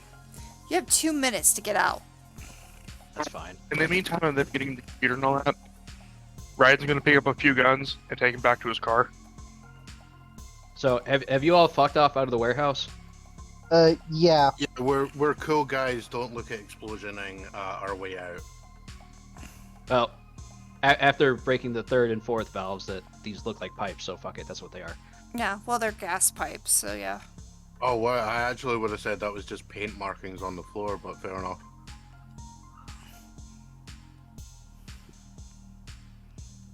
Orback will eventually exit, and if you all didn't leave, this is on you. I have left. Because if you haven't left, you're probably Ryan's dead outside. when this is I would- over. I would recommend just deleting your tokens to represent you have left, if you have in fact left. Yeah. Good plan. Yeah, we out. In Korvax's oh god, how does put this? In his current mental and emotional state, he did not realize that he was fucking around for a lot longer than he thought. So you guys see him turn around and like yellow golden electricity crackle around his hand as he basically throws a ball of lightning into the warehouse from maybe 20 feet outside the door. And as the place goes up and the fire overtakes him, he eventually just walks calmly out of the inferno, seemingly taking nothing. Huh. Now that is intriguing. But also the place. Place as soon as is you saw a gone. fireball in there with the amount The of place is with, gone. Yeah, with the amount of gas that would have been released, the amount of time it took you to do that much damage, the place is gonna fucking explode. That said, we should probably make ourselves scarce before those newscasters start showing up again. You say as Ignis is already gone with his flying car. All right, so So, we're gonna stop right there, and we'll discuss. We'll work on it next time. But at this time, but as Shiv says that, he just kind of vanishes into the network. all right. So Ignis, you're first. How did you like this session today, and what is your character up to do next week? Fun. We got I feel like we got enough done. There's a lot of hiccups along the way, at least for the start of combat, but that's to be expected. It's our first combat in the It was system. our very first combat. Yeah. Yeah. It was fun. Our first true combat against worthy enemies. As for next session, I plan on using the identity of the body in my trunk to impersonate, well, a member of FN security, and I'm going to walk through the front door of the headquarters and see what I can learn. Well, Should be a lot of fun. yeah. Okay, so that's what we're gonna deal with next time. All right. Let's go ahead with Shiv. what was your thoughts on this? And what are you doing next week? Unfortunately, I had to miss about the last half of the combat. I'm assuming it was funny. It was a bunch of people getting shot. Mm-hmm. Sounds about right. Running Like off. Cormac. And running off. Sounds about right. For next week, Shiv is going to work on. I guess he's going to try and work with Riley to figure out the entire operation, because Riley now has the entire hard drive. I Okay. could have lifted that thing in full. I have 16 in strength. It's not like that thing would be heavy. Yeah, you actually have 3 more than me. Wait, really? Yes. Okay, so Fair you're gonna work enough. on the hard drive next time. Yep. Okay. All right. And I will, of course, give him access to that. I'm not going to be keeping it. Well, Riley, you are next. What is your thoughts on today, and what are you doing next week? It was quite fun. Yeah, after getting through those initial hiccups. I mean, we got to Because, get of course, started like, somehow, I- right? Well, my only actual example of like full-on playing this like tabletop outside of playing stuff on Second Life is literally the Starfinder game before. Right. So, I mean, it's relatively easy enough transplanting that knowledge across onto this system. Mhm. Just once I get things It's set up and a, I know what I'm doing. it's a lot more um, simpler than Yes. Starfinder. Yeah, like now that I've got my layout on Roll20 actually showing me the bottom line of stuff because it was being obscured for some reason. Now that I'm actually seeing that yes, it is just straight up telling you if you're succeeding or failing. That's so much easier than having to check with contested rolls and everything. Yeah, because the difference is that we don't know generally what we're supposed to be rolling to meet until we roll it. Yeah. And like the only guarantee is having like that if you crit. set out. Yeah, having that set out is so much easier. So, yeah, and I'm looking forward to the other stuff. It may not even be a success. Okay. There That's is true. there is no critting in Godbound. Yeah, but I mean like with Starfinder and Pathfinder, like you might not crit success on a 20, but you'll still succeed. But that's like the only guarantee success. Right. It's the only guarantee success, and the only guarantee failure is a 1. Yeah, it's that whole thing about this being a slightly more simplified system. Seems to definitely be working in its favor. As for what the character is going to do post this scene, obviously take the computer back to the bar and the apartments I've got set up. Yeah, the club. Oh, I get to show you my dungeon then for this. Wow, cool. Ooh, Wait. kinky. Oh, you wait. finally found the picture. The Shibari lady's gonna take people down to a dungeon. This does make sense. I Or- still just or find that harder. funny that you happen to have a picture of your character wearing, that specific item. I don't have any other know. pictures. It's also great because she said that she's our mother. I didn't like that one. Technically, she Yeah, is your yeah, like, mother. She is you your come mother. out with that phrase again, I'm going to specifically take issue with that in character. I'm telling you. I am going to say something next time you use that phrase because you will. But yeah, so gonna I can take see that an stuff idea. back. I assume we're probably gonna be screaming in the back, Ryden's car again. Probably. Yeah. Well, yeah, because he drove us here. Mhm. Those of us that don't have our own flying cars or electronic teleport. Right. Even though in saying that, literally both me and Cormac also teleport. But yeah, I can teleport, you can teleport, and Cormac can teleport. Well, I mean, 1 mile isn't that great a distance. The teleport's really just for moving around in combat. well, exactly. how long is it? How long is quote unquote a scene? Variable time. Like that entire combat was a scene. Everything that led up to that combat could in fact be part of that scene because we were talking about going into the combat and then immediately rolled into it. Okay, fair enough. Well, So, like, you are if you were now going... into the thick of things, so... Like Yeah. now that the fire has gone off and we are moving on, like with the end of the session, that is that one's a pretty easy, clear cut end of scene. Yeah, that's enough. that Exactly. is. So Karsa, I have a question. Yeah, what are you doing next week? Well, he's gonna be working on the car, the Pinto. Okay.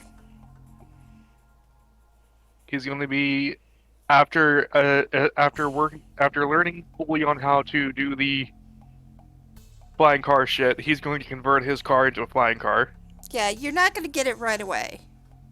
and then he's going to continue reading up on robotics, and then doing a schematic on how to build a mech. Okay, so there is nothing I need to make Next for week. you next week. I do need to make a dungeon, but I don't need to make that for next week. Well, you also at Also, some I point are did gonna need- enjoy the roleplay. Also, other thing, how did you like that the clouds below ability? That is actually detrimental to me. I'm gonna actually bring that up when we're done with everything else. Yeah, please. Just on the last thing is I do still intend to have that character discussion with This is gonna Willis. break TOS really So- quick. Pinto. You may require, cybernetics office or whatever for Willis. Cybernetics officer. No, the Ripperdoc place for. Oh, for yes. Yes, that's the dungeon. him. Unless you literally want him coming into the club, in which case we'll end up talking there. No, we have a place for him. Because of course now that the character is also aware that effectively her cybernetics are also weaponized, she definitely needs to go and speak to him about ensuring that this tech isn't randomly gonna, as I say, randomly she's gonna reach for a glass and a minigun's gonna pop out and shoot up the bar, Well, I'll have to get my husband's idea on how he will handle that situation next time. Cormac, what are your thoughts on today? The beginning was cool.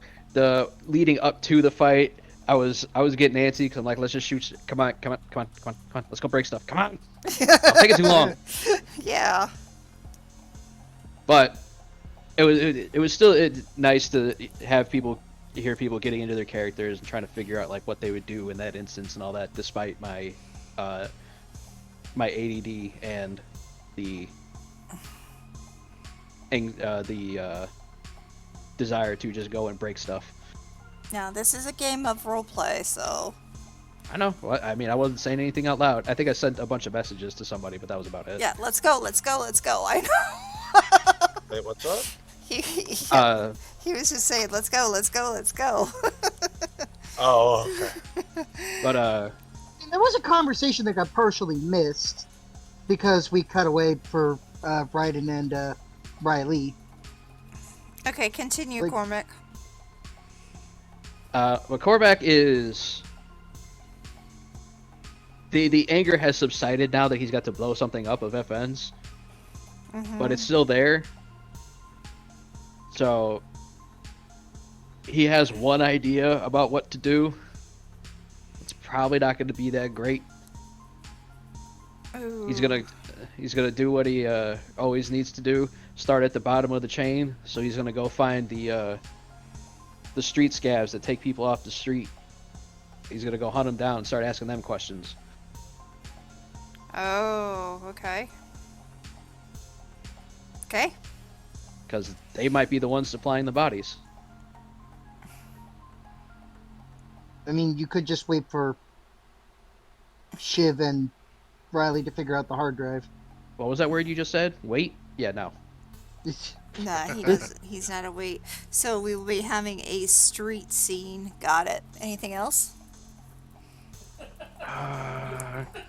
Oh, mixed in with that anger is the extreme fun of the fact that he basically just ran full bore through a parking lot, through heavily armed guys, and nothing happened. Literally nothing.